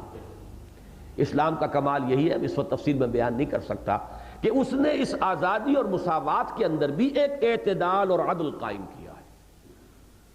لہذا اسلام کا جو کیچ ورڈ ہے، یوں سمجھیے کہ اس نظام کا کیچ ورڈ ہے مساوات، ایکویلٹی۔ اس نظام کا کیچ ورڈ ہے فریڈم۔ نظام اسلامی کا کیچ ورڈ ہے عدل، قسط، یہاں تک کہ وہ آزادی اور مساوات کے مابین بھی عدل کرتا ہے۔ ان دونوں کو بھی متوازن شکل میں ایک نظام کے اندر سموتا ہے۔ لیکن جس وقت میں یہ کہہ رہا ہوں تو ساتھ ہی خیال آ رہا ہے کہ ہو سکتا ہے چند نوجوان بھی یہاں ایسے موجود ہوں، ان کے ذہن میں یہ اشکال آئے گا، اور اشکال صحیح ہوگا، کہ یہ سب کہنے کی باتیں ہیں، دنیا میں اس کا نمونہ تو کہیں نہیں ہے۔ لے دے کر ایک ملک کی طرف ہم اشارہ کرتے ہیں کہ وہاں اسلامی قانون کچھ نافذ ہے، کچھ حدود ہے، کچھ شریعت ہے، لیکن وہاں جو معاشی نظام ہے سب سے زیادہ ایکسپلائٹیٹو نظام وہ ہے کہ جو سعودی عرب میں اس وقت نافذ ہے۔ ارب ڈالر کا ایک ایک محل بن رہا ہے۔ کس کی ہے یہ دولت؟ بادشاہ کہاں سے آ گئے مالک اس کے؟ ایک خاندان اور اس کے پرنسس، ان کی یہ ملکیت کیسے بن گئی؟ تو نظام تو کہیں ہم نہیں دے سکتے، وہ نظام عدل کہاں ہے؟ پھر یہ کہ سیاسی حقوق سرے سے نہیں، کوئی انسان اظہار خیال، مساجد بھی ہیں تو خطبے بھی لکھے ہوئے پری سینسرڈ، کوئی شخص اپنی آزادی سے کچھ نہیں کہہ سکتا، کوئی وہاں پر کوئی حق حاصل نہیں ہے، رائٹ آف ایسوسیشن، کوئی جماعت بنانا ممکن نہیں۔ کہیں سے اگر وہ بھی سونگ لی جائے گی کہ کوئی جماعت بنانے کا کوئی یہاں پہ کوئی آثار ہے، تو اس طرح غائب کر دیے جائیں گے لوگ کہ پھر ان کا نشان نہیں ملے گا کہ گئے کہاں۔ تو وہ اسلام کا عدل، آزادی اور مساوات کے مابین عدل کہاں دکھائیں ہم؟ آج ہم اس اعتبار سے بڑے بے بس اور لاچار ہیں کہ ہم اسے قبول کرتے ہیں کہ یہ بات اس وقت صرف ایک نظریے کی حیثیت سے، اور ہمارے پاس اگر لے دے کر ہے کوئی سہارا تو وہ یہ کہ ہم یہ کہہ سکتے ہیں کہ تاریخ میں تاریخ خود شاہد ہے اس پر کہ یہ نظام قائم ہوا تھا، اس کا ایک نمونہ ہے۔ انسان کی جو اجتماعی یادداشت ہے، کلیکٹیو میموری، اس میں اس کی یادداشت ایک حسین خواب کی طرح محفوظ ہے آج تک، جس کا کہ سب سے بڑا مظہر یہ ہوا کہ 1937 میں گاندھی کو یہ کہنا پڑا جب پہلی وزارتیں بنی ہیں ہندوستان میں، صوبائی وزارتیں، تو مثال پیش کی اس نے اپنے کانگریسی وزراء کے سامنے ابو بکر اور عمر کی رضی اللہ تعالیٰ عنہ، معلوم ہوتا ہے کہ وہ نظام واقعہ ہے، تسلیم کرنا پڑتا ہے کہ یہ کہانی نہیں ہے، فیری ٹیلز نہیں ہے، یہ تو عین تاریخ کا دور ہے، کوئی ازمنہ قدیمہ کی بات نہیں ہے، کل 1400 برس پرانی بات ہے، 1400 برس بھی نہیں، ابھی تو 1408 ہی ہے نا۔ سن 11 ہجری میں تو حضور کا انتقال ہوا تھا، حضور کے انتقال کو ابھی قمری حساب سے بھی 1400 برس پورے نہیں ہوئے، پھر خلافت راشدہ تو اس کے بعد کا معاملہ ہے، تو 1450 برس کل بنیں گے میکسیمم، اس دور کی تاریخ ہے۔ تو ہم صرف یہ کہنے پر مجبور ہیں کہ وہ نظام عدل قائم ہوا تھا۔ اچھا، اب جو بات میں کہنا چاہ رہا تھا وہ یہ بات ذرا دوسری طرف نکل گئی کہ جہاں جبر ہے، ظلم ہے، استبداد ہے، استحصال ہے، وہاں لازماً وہ طبقات موجود ہیں جو یا تو سیاسی اعتبار سے لوگوں کے حقوق غصب کر کے بیٹھے ہوئے ہیں، انہوں نے انسانوں کو اپنا غلام بنایا، یا معاشی اعتبار سے استحصالی طبقات ہیں، ایکسپلائٹنگ کلاسز موجود ہیں۔ اب یہ نظام عدل و قسط کے قیام میں وہ آڑے آئیں گے کہ نہیں، وہ رکاوٹ ڈالیں گے کہ نہیں؟ واز کہیے، آپ ٹھنڈی ٹھنڈی تبلیغ کہیے، کوئی آپ کو کچھ نہیں کہے گا، نماز کی تبلیغ کیجئے، روزے کی تبلیغ کیجئے، کوئی آپ سے الجھے گا نہیں، نظام عدل کی بات کیجئے۔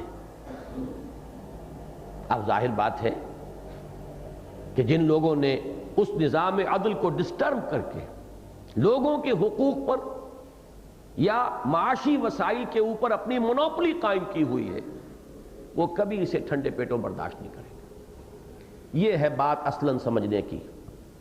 اسی لیے میں نے آج کے درس کے لیے جو اخباری اعلان دیا تھا، اس میں پہلا سوال جو تھا وہ یہ تھا کہ کیا اسلام ایک تبلیغی مذہب ہے صرف، یا انقلابی دین ہے؟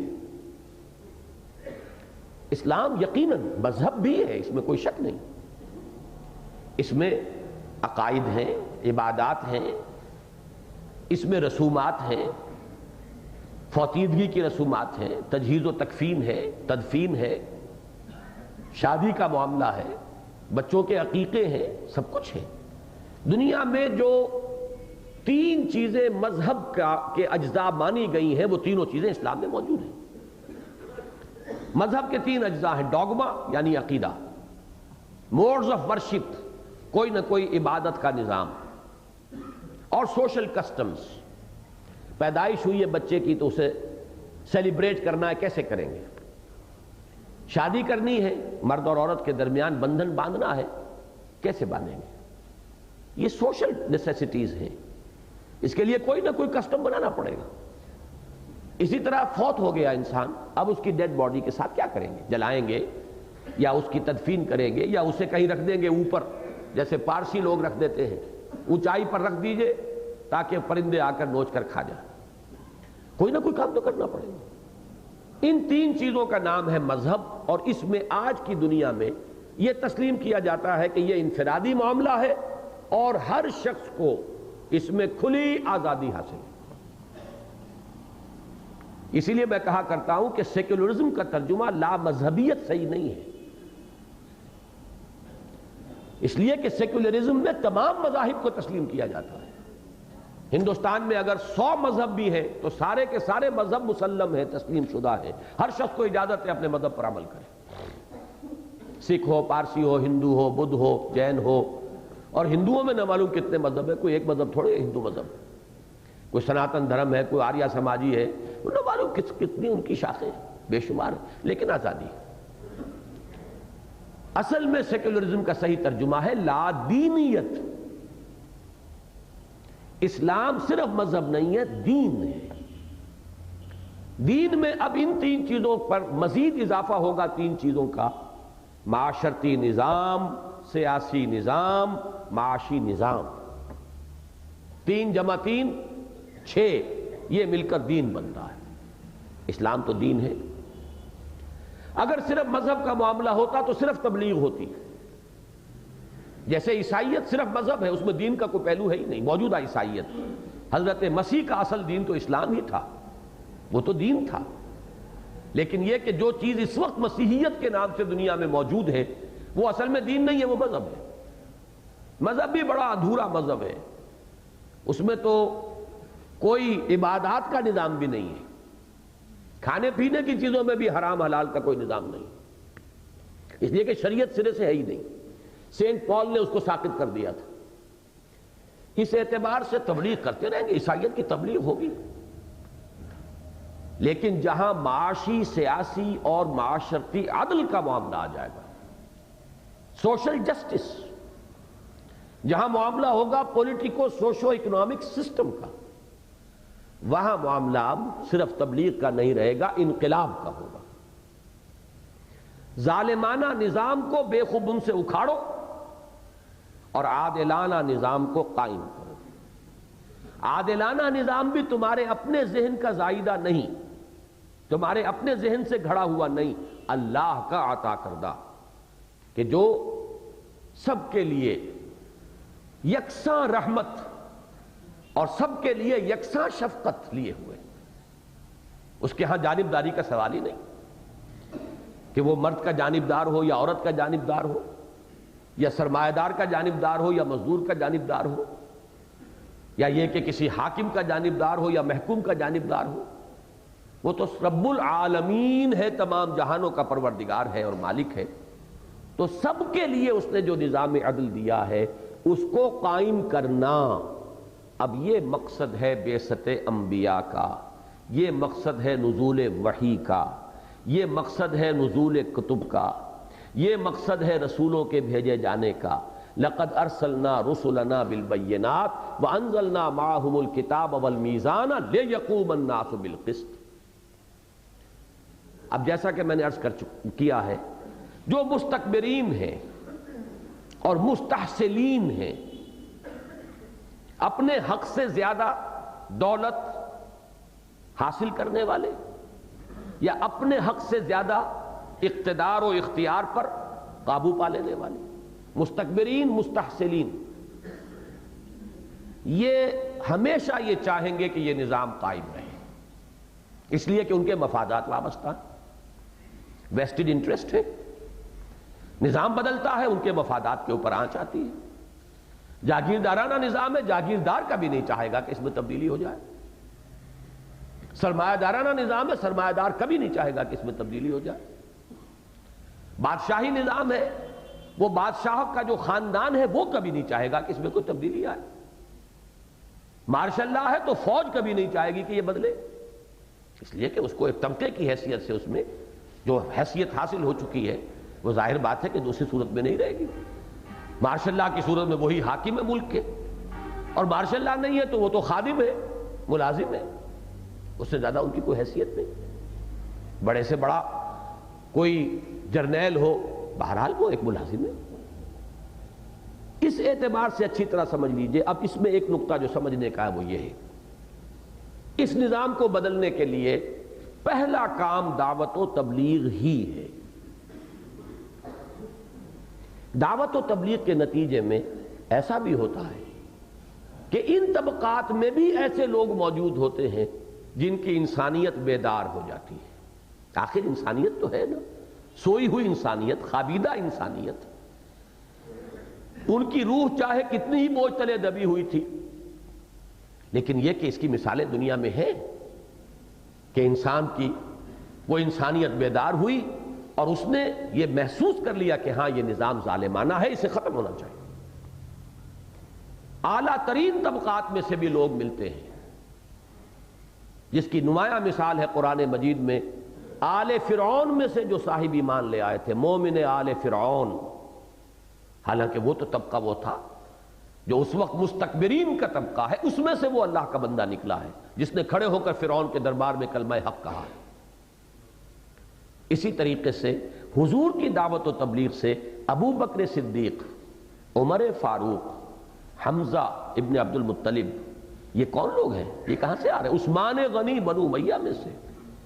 یہ تو طبقہ اونچا طبقہ ہے نا، لیکن یہ کہ ان میں بھی جو نیک روحیں تھیں، جن کی طبع سلیم تھی، جن کی انسانیت مردہ نہیں ہو چکی تھی، وہ دعوت نبوی سے آئے آپ کے گرد، جیسے شمع کے گرد پروانے آتے ہیں، جمع ہو گئے۔ لیکن اس لیکن کو بڑی اہمیت کے ساتھ سنیے، لیکن یہ تاریخ کی ایک انمٹ حقیقت ہے، ناقابل تردید حقیقت، کہ اکثریت نہیں آیا کرتی۔ ادھر گنیں گے سرداران قریش تو ان کی تعداد کثیر نظر آئے گی۔ دعوت و تبلیغ محمد الرسول اللہ صلی اللہ علیہ وسلم کی، اب ان سے بڑا مبلغ تو پیدا نہیں ہوگا، نہ پہلے ہوا نہ بعد میں ہوگا، اور جتنی محنت شاقہ انہوں نے کی، واقعہ یہ ہے کہ کسی انسان کے بس میں نہیں ہے۔ لیکن دعوت و تبلیغ، 10 برس کی دعوت و تبلیغ محمد الرسول اللہ کی، اور نتیجہ یہ کہ مکے کے ایک شہر میں سے 100 سے زائد آدمی نہیں نکلے۔ ان میں غلام بھی تھے، ان میں نوجوان بھی تھے، جو اونچے خاندانی لوگ، اونچے طبقے سے تعلق رکھنے والے کتنے ہوں گے۔ اب نتیجہ کیا نکلتا ہے کہ اگر نظام کو پلٹنا ہے تو اب ناگزیر طریقہ یہ ہے کہ جو آ گئے ہیں ان کو منظم کرو، ان کو طاقت بناؤ، قوت بناؤ، ان کے اندر ایثار اور قربانی کا مادہ پیدا کرو، سرفروشی کا جذبہ پیدا کرو، جان دینے کے لیے آمادگی پیدا کرو، اور اس اقلیت کو ایک طاقت بنا کر اس اکثریت کے ساتھ ٹکراؤ۔ اس کے بغیر انقلاب نہیں آئے گا۔ یہ طریق انقلاب ہے۔ جب تک اس طاقت کا استعمال نہیں ہوگا انقلاب کبھی نہیں آئے گا۔ دعوت سے، تلقین سے، تبلیغ سے، نصیحت سے افراد کچھ ملیں گے آپ کو، یقیناً ملیں گے۔ ان افراد کو اب جمع کرنا ہوگا۔ با نشہ درویشی در ساز و دمادم زن، چون پختہ شوی خودرا بر سلطنت جم سن۔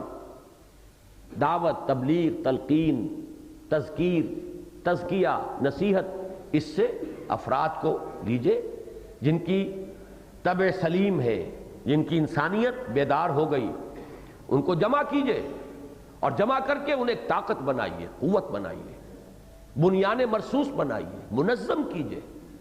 ان میں سے ایک ایک شخص جو ہے وہ تربیت یافتہ ہو کر سینکڑوں پر بھاری ہو جائے گا، اور پھر اس طاقت کو ٹکرائیں اس نظام باطل سے، اس ظالمانہ نظام سے، اس کے نتیجے میں انقلاب آئے گا۔ انقلاب صرف دعوت سے، تبلیغ سے، تلقین سے، وعظ سے، نصیحت سے نہیں۔ یہ بات ہے جو فرمائی وَأَنزَلْنَا الْحَدِيدَ، ہم نے لوہا بھی اتارا ہے۔ یہ ٹکڑا ہے اس آیت کا جس کے حوالے سے میں کہہ رہا ہوں کہ دنیا بھر کے انقلابی لٹریچر میں آپ کو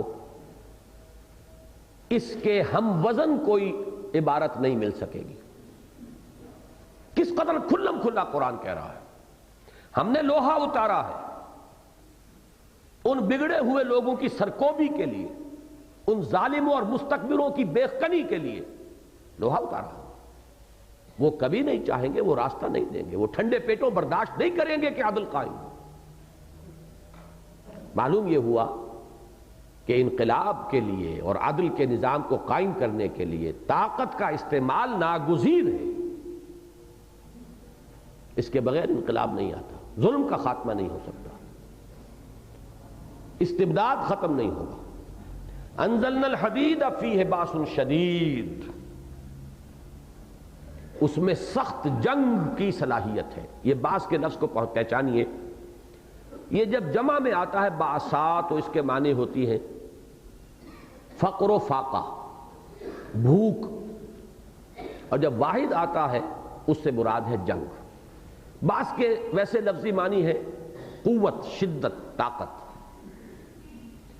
جمع میں آتا ہے باسا، یہ ہمارا جو منتخب نصاب کا درس نمبر 2 ہے اس میں یہ جمع اور واحد جمع ایک ہی جگہ پر یکجا آ گئے ہیں الفاظ۔ وَالصَّابِرِينَ فِي الْبَأْسَاءِ وَالضَّرَّاءِ وَحِينَ الْبَأْسِ، اور صبر کرنے والے فقر و فاقہ میں، تنگی میں اور تکلیفوں میں، جسمانی مضرت میں، ایذا میں اور جنگ کے وقت۔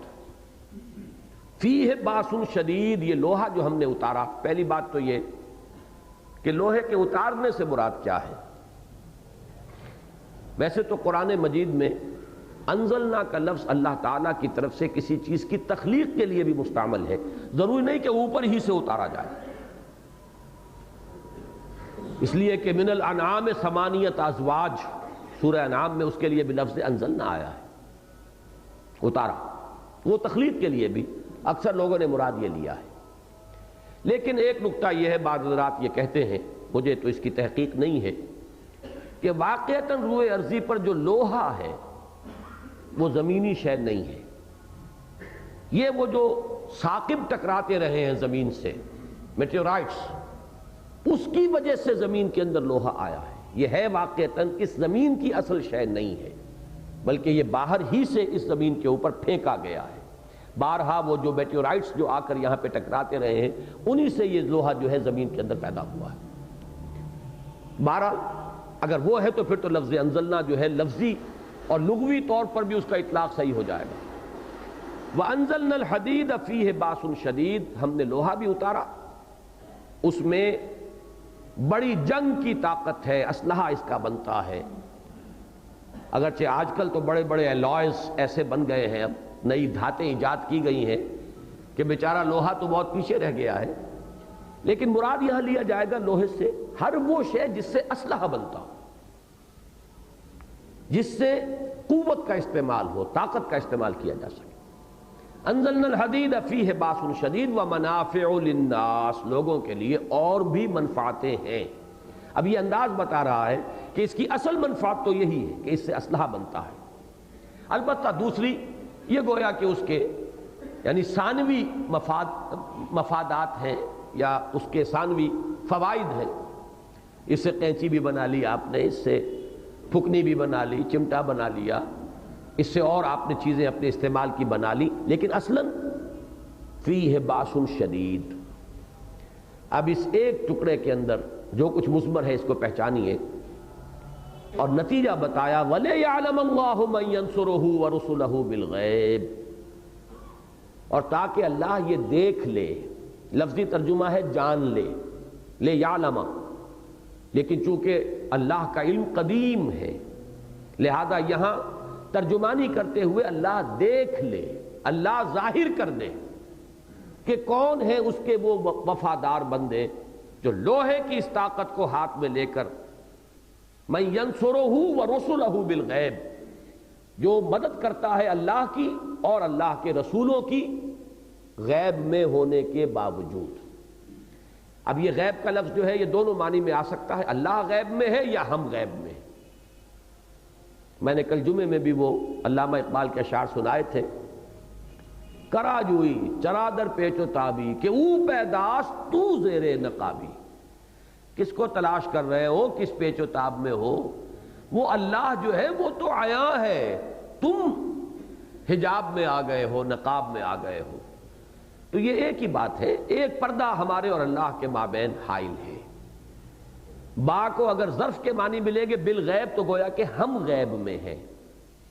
میں نے ایک اپنے ہائی اسکول کے زمانے میں بھی ہمارے کورس میں عربی کی ایک نظم تھی، وہ بڑا پیارا شعر تھا اس کا کہ اغیبو وذو اللطائف لا یغیبو وارجوہ رجاء لا یخیبو، میں غائب ہو جاتا ہوں، وہ اللہ غائب ہونے والی ہستی نہیں ہے، ہم غائب ہیں، ہم محجوب ہیں۔ اسی معنی میں عرض کیا کرتا ہوں کہ شیخ علی حجویری رحمۃ اللہ علیہ کی کتاب کشف المحجوب، اس کا نام جو ہے بڑی عظمت کا حامل ہے۔ ہم محجوب ہیں، ہمارے حجابات کو اٹھانے کی کوشش کی ہے اس اللہ کے بندے نے وہ کتاب لکھ کر کہ یہ حجابات جو ہیں ہم پر جو آ گئے ہیں یہ ہٹ جائیں۔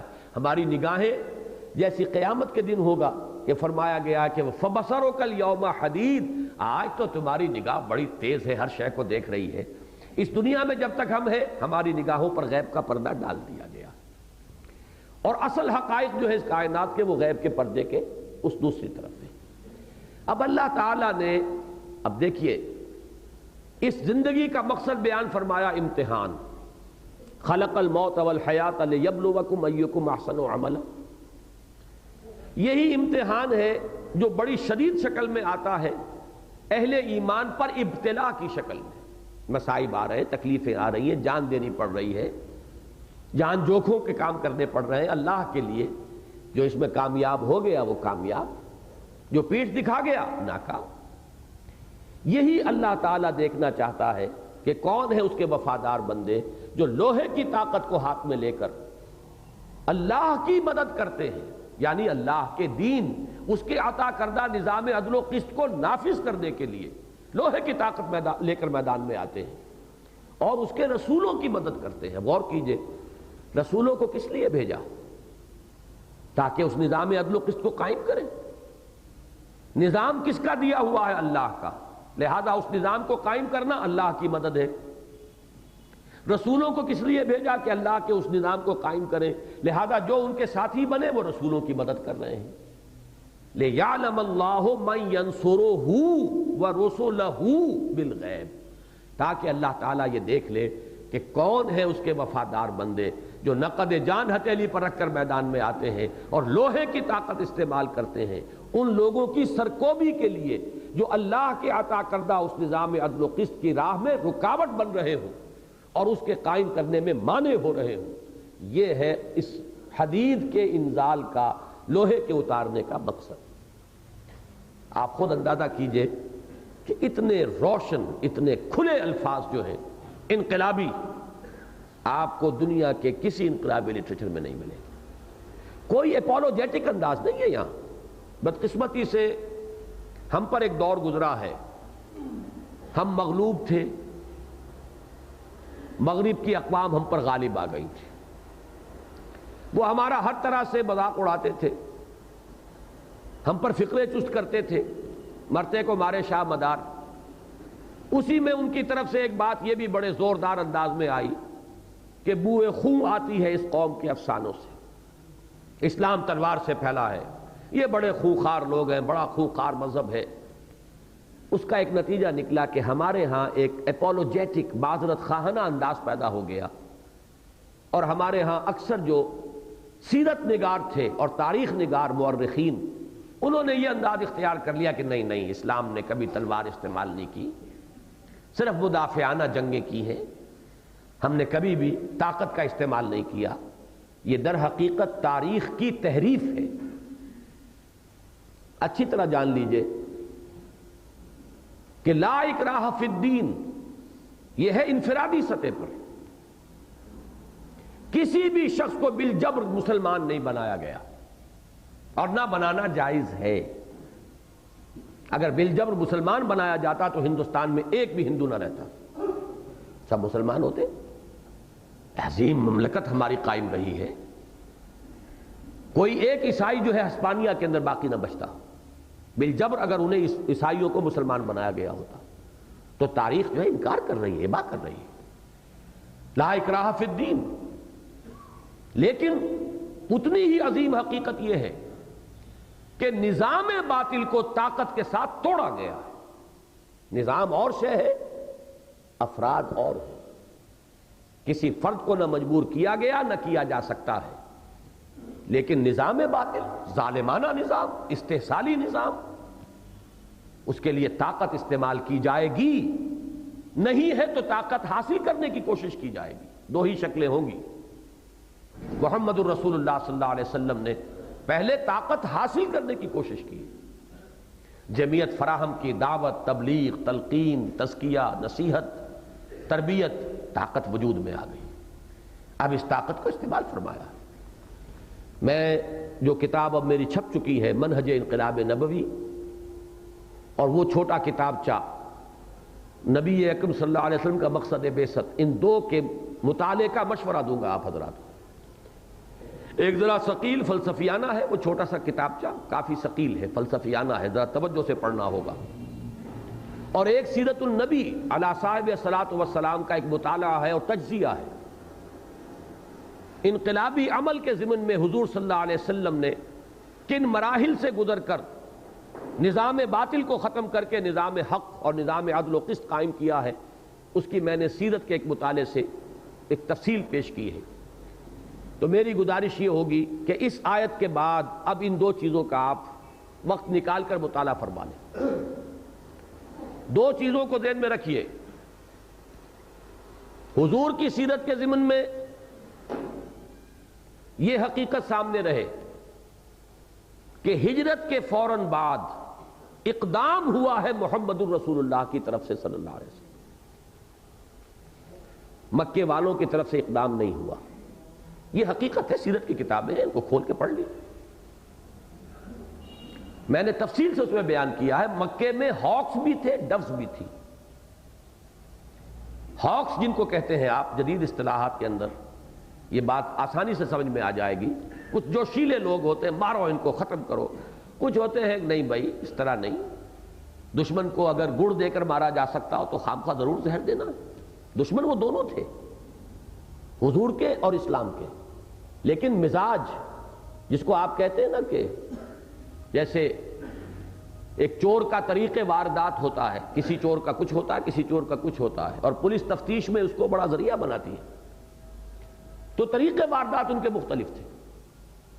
ایک وہ تھا جس کا سر خیل ابو جہل تھا، وہ چاہتا تھا کہ فوراً اقدام کیا جائے، پیچھا کیا جائے، مدینے میں بھی چین سے نہ بیٹھنے دیا جائے محمد کو، اور سرکو بھی کر دی جائے صلی اللہ علیہ وسلم۔ ایک وہ تھے لوگ کہ جن کا سر خیل تھا عتبہ ابن ربیعہ، وہ کہتا تھا نہیں، اور وہ بزرگ تھا عمر کے اعتبار سے، اس نے یہ عقل دی تھی کہ دیکھو اب مسلمان اور محمد صلی اللہ علیہ وسلم یہاں سے چلے گئے، اب یہ بلا ہمارے گلے سے ٹل گئی، اب ان کا مقابلہ ہوگا عرب سے، یعنی قریش کے علاوہ جو عرب قبائل ہیں، اب تم محمد کو ان کے حوالے کر دو، اگر محمد جیت جائیں، غالب آ جائیں پورے عرب پر، تو بھی ہمارے لیے گھاٹا نہیں ہے، محمد ہمارے قبیلے سے ہے نا، اس کا مطلب ہے قریش کی حکومت پورے عرب پر قائم ہو جائے گی،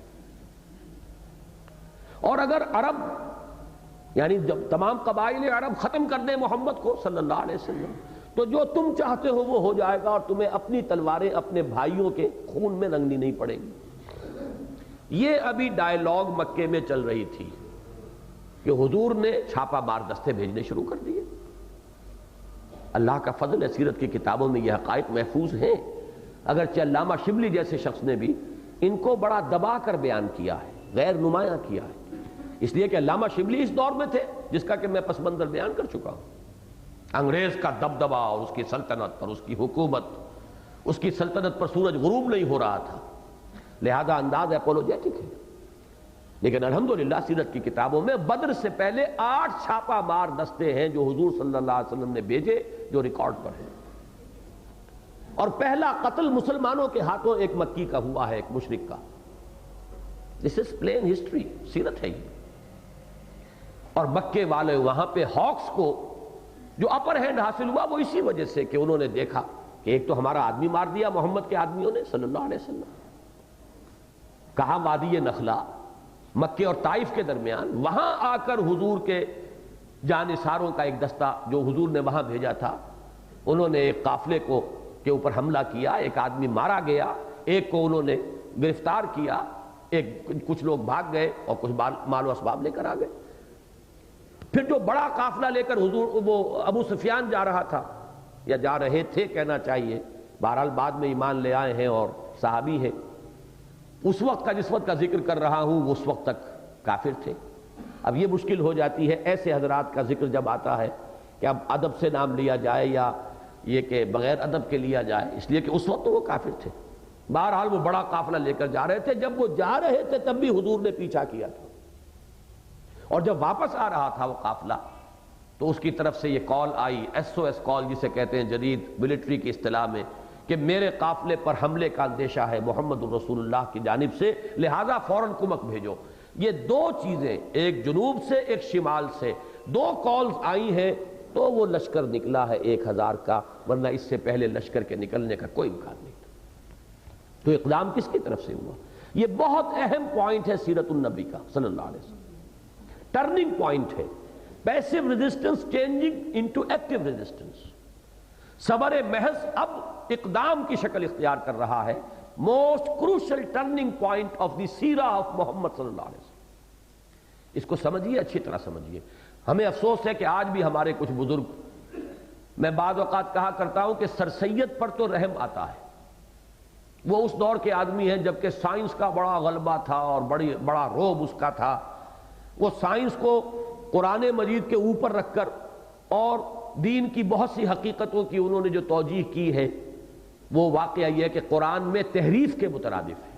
معجزے کا انکار کیا، فرشتے کا انکار کیا، جنوں کا انکار کیا، معراج کا انکار کیا، اس لیے کہ سائنس کے خانوں میں فٹ بیٹھتا نہیں ہوا. کرے کیا سر سید؟ لیکن سر سید جس دور کے آدمی ہیں ان سے ہمدردی ہوتی ہے.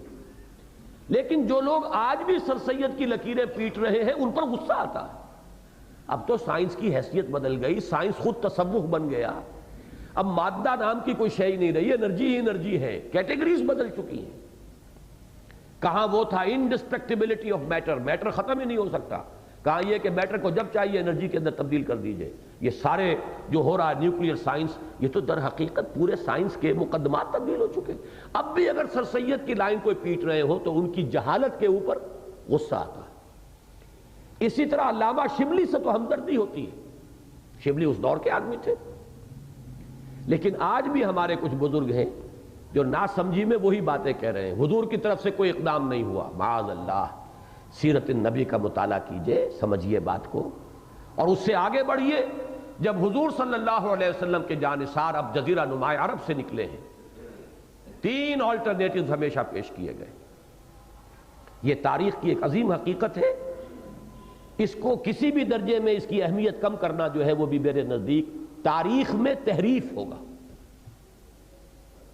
اسلام لے آؤ، تم ہمارے برابر کے لوگ ہو جاؤ گے، ہمارے بھائی ہوگے، تمہاری جانیں، تمہارے مال، تمہاری املاک سب محفوظ. یہ نہیں ہوگا کہ ہم پرانے مسلمان ہیں، ہمارا حق زیادہ ہے، تم نئے مسلمان ہو، نو مسلم ہو، تمہارا حق کم. آج اسلام لے آؤ، you are equal to us in every respect. Number 2، اگر اسلام نہیں لاتے تو چھوٹے بن کر رہو، جزیہ ادا کرو. تمہیں ہم مجبور نہیں کریں گے کہ اسلام لاؤ، لیکن تمہارے ظالمانہ نظام کو باقی نہیں رہنے دیں گے. یہ ہے اصل بات. ظالمانہ نظام سب سے بڑی رکاوٹ بن جاتا ہے بندے اور رب کے مابین. جیسے کہ شاہ ولی اللہ دہلوی نے کہا ہے کہ جس معاشرے میں تقسیم دولت کا نظام غلط ہو جائے، ایک طرف عمارت بڑھتی چلی جا رہی ہے، امیر امیر سے امیر تر ہو رہا ہے، ایک طرف غریب محتاج سے محتاج تر ہوتا چلا جا رہا ہے. اس کا نتیجہ کیا نکلتا ہے؟ جس کے پاس دولت کے انبار جمع ہو گئے وہ عیاشی اور بدماشی کی طرف جائے گا، اور جو 2 وقت کی روٹی کے لیے محتاج ہو گیا وہ خدا کو ویسے بھول جائے گا. وہ حیوان بن کر رہ جائے گا. جیسے لدو اونٹ ہو، جیسے کولو کا بیل ہو، ویسے انسان بن کر رہ جائے گا. اس کے اندر انسانیت کہاں رہ جائے گی؟ 8-10 گھنٹے جو کمر توڑ دینے والی مشقت کر کے بمشکل 2 وقت کی روٹی فراہم کر رہا ہو اپنے لیے اور اپنے اولاد کے لیے، اب اس کو کہاں کسی اعلیٰ چیز کا خیال. دنیا نے تیری یاد سے بیگانہ کر دیا، تجھ سے بھی دل فریب ہے غم روزگار کے. بالکل صحیح بات ہے. چاہے شعر کسی نے کہا ہو، ترجمانی ہے حضور کی حدیث کی، کاد الفقر ان یکون کفرا. فقر اور احتیاج تو انسان کو کفر کے قریب پہنچا دیتا ہے. تو جہاں نظام غلط ہو گیا تقسیم دولت کا، یہ 2 دھاری تلوار ہے. ایک طرف دولت کا ارتکاز عیاشیوں اور بدماشیوں کی طرف، اور ایک طرف احتیاج ہے کہ جو انسان کو حیوان بنا رہی ہے. جب تک کہ یہ دولت کی تقسیم کا نظام درست نہیں ہوگا، آپ کیسے آپ کی تلقین اور آپ کی بڑی ٹھنڈی ٹھنڈی جو ہے دعوت و تبلیغ جو ہے وہ کیا کرے گی؟ اس نظام کو بدلنے کے لیے طاقت نہیں ہے تو کیا کریں گے؟ بے بس ہیں. لیکن اس صورت میں طاقت حاصل کرنا، اس کی جد و جہد جاری رہے گی. اعدوا لهم ما استطعتم، جتنی بھی امکان کے اندر ہے طاقت فراہم کرو. جب طاقت ہوگی تو جو بھی اللہ کا وفادار ہے وہ کبھی اس کو گوارا نہیں کر سکتا کہ اس کے پاس طاقت ہو اور وہ نظام ظلم اور جبر کو قائم رہنے دے. اللہ کے ہاں مجرم قرار پائے گا. طاقت کا استعمال لازم ہو جائے گا نظام کو بدلنے میں. اگر ظالمانہ نظام ہے اس کو توڑ پھوڑ کر رکھ دیا جائے گا طاقت کے ذریعے سے، اور نظام عدل قائم کیا جائے گا. لیکن افراد کو مجبور نہیں کیا جائے گا. وہ نصرانی رہ کر رہنا چاہیں، یہودی بن کر رہنا چاہیں، مجوسی بن کر رہنا چاہیں، انہیں اجازت ہوگی. تیسری بات پھر کیا تھی کہ اگر دونوں شرطیں منظور نہیں ہیں تو آؤ میدان میں تلوار ہمارے اور تمہارے درمیان فیصلہ کرے گی. یہ ہے صحابہ کرام کی طرف سے ہمیشہ. یہ کوئی صرف برائے بیعت نہیں کہا گیا تھا کہ ایسے ہی جنگ کا ذکر کر دیا گیا. ذرا حقیقت کو کیسے جھٹلائیں گے؟ کیوں ہوئی جنگیں؟ رستم سپہ سالار افواج ایران نے پوچھا باقاعدہ، یہ کیوں آپ لوگ حملہ آور ہو گئے ہم پر؟ تو حضرت سعد ابن ابی وقاص نے کیا فرمایا تھا، وہ الفاظ یاد کر لیجئے، انا قد ارسلنا، ہم بھیجے گئے ہیں، خود نہیں آئے۔ پہلے ہم خود آتے تھے، ٹرائبل ریڈز، قبائلی حملے ہوتے ہی رہتے ہیں، لوٹ مار کرتے ہی ہیں، پہلے ہمارا حال وہ تھا، اب بدل چکے ہم۔ اللہ نے بھیجا محمد کو، محمد نے بھیجا ہمیں صلی اللہ علیہ وسلم۔ انا قد ارسلنا لنخرج الناس من ظلمات الجہالت الی نور الایمان۔ یہاں اس سورہ مبارکہ کی آیت نمبر 8 ذہن میں، آیت نمبر 9 ذہن میں لے آئیے، هو الذی ينزل علی عبدہ آیات بینات لیخرجکم من الظلمات الی النور۔ اور نمبر 2، انا قد ارسلنا لنخرج الناس من ظلمات الجہالت الی نور الایمان ومن جور الملوک الی عدل الاسلام۔ اور ہم بادشاہوں کے جور اور ظلم کے پھندے سے نجات دلا کر نوع انسانی کو عدل اسلام کا نظام دینا چاہتے ہیں۔ ہم اس لیے آئے ہیں، یہ ہماری جنگ کا مقصد ہے۔ وَلِيَعْلَمَ اللَّهُ مَن يَنْصُرُهُ وَرُسُلَهُ بِالْغَيْبِ إِنَّ اللَّهَ قَوِيٌّ عَزِيزٌ۔ اللہ خود قوی ہے، خود عزیز ہے، چاہے تو آنے واحد میں اس نظام کو بدل دے۔ پھر اہل ایمان کی صداقت کا ثبوت کہاں سے ملے گا؟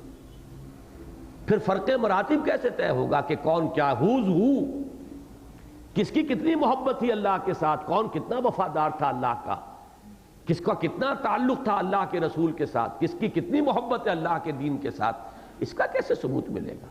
اللہ دیکھنا چاہ رہا ہے، یہ تمہاری آزمائش ہے، تمہارے ایمان کی آزمائش، تمہاری صداقت کی آزمائش، تمہارے کردار کی آزمائش ہے۔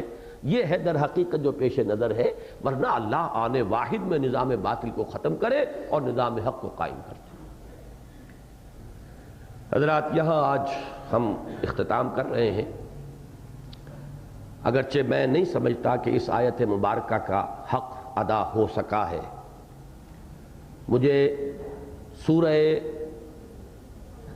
شورا اور سورہ صف کے تقابل سے بھی ابھی اس مضمون کو واضح کرنا تھا، لیکن اب وقت نہیں ہے۔ میرا یہ خیال ہے کہ شاید تمہارا ٹیپ بھی ختم ہو چکا ہے۔ میرا یہ خیال ہے کہ ہم اس بات کو تو یہیں ختم کر رہے ہیں۔ دعا مانگ لیجئے کہ اللہ تعالی ہمیں اس معنی میں اللہ کے حقیقی بندے بننے کی توفیق عطا فرمائے، اور ہمیں اس بات کی ہمت عطا فرمائے کہ ہم فیصلہ کر لیں کہ اس اللہ کے عطا کردہ نظام عدل و قسط کو قائم کرنے کے لیے تن من دھن لگائیں گے۔ یہی ہے کہ جو اس سورہ مبارکہ کے ابتدا سے اختتام تک مضمون چلا آ رہا ہے، جس کا میں نے ابتدا میں بھی حوالہ دے دیا۔ بارک اللہ لی ولکم فی القرآن العظیم ونفعنی وإیاکم بالآیات والذکر الحکیم۔ 2 منٹ ذرا تشریف رکھیے۔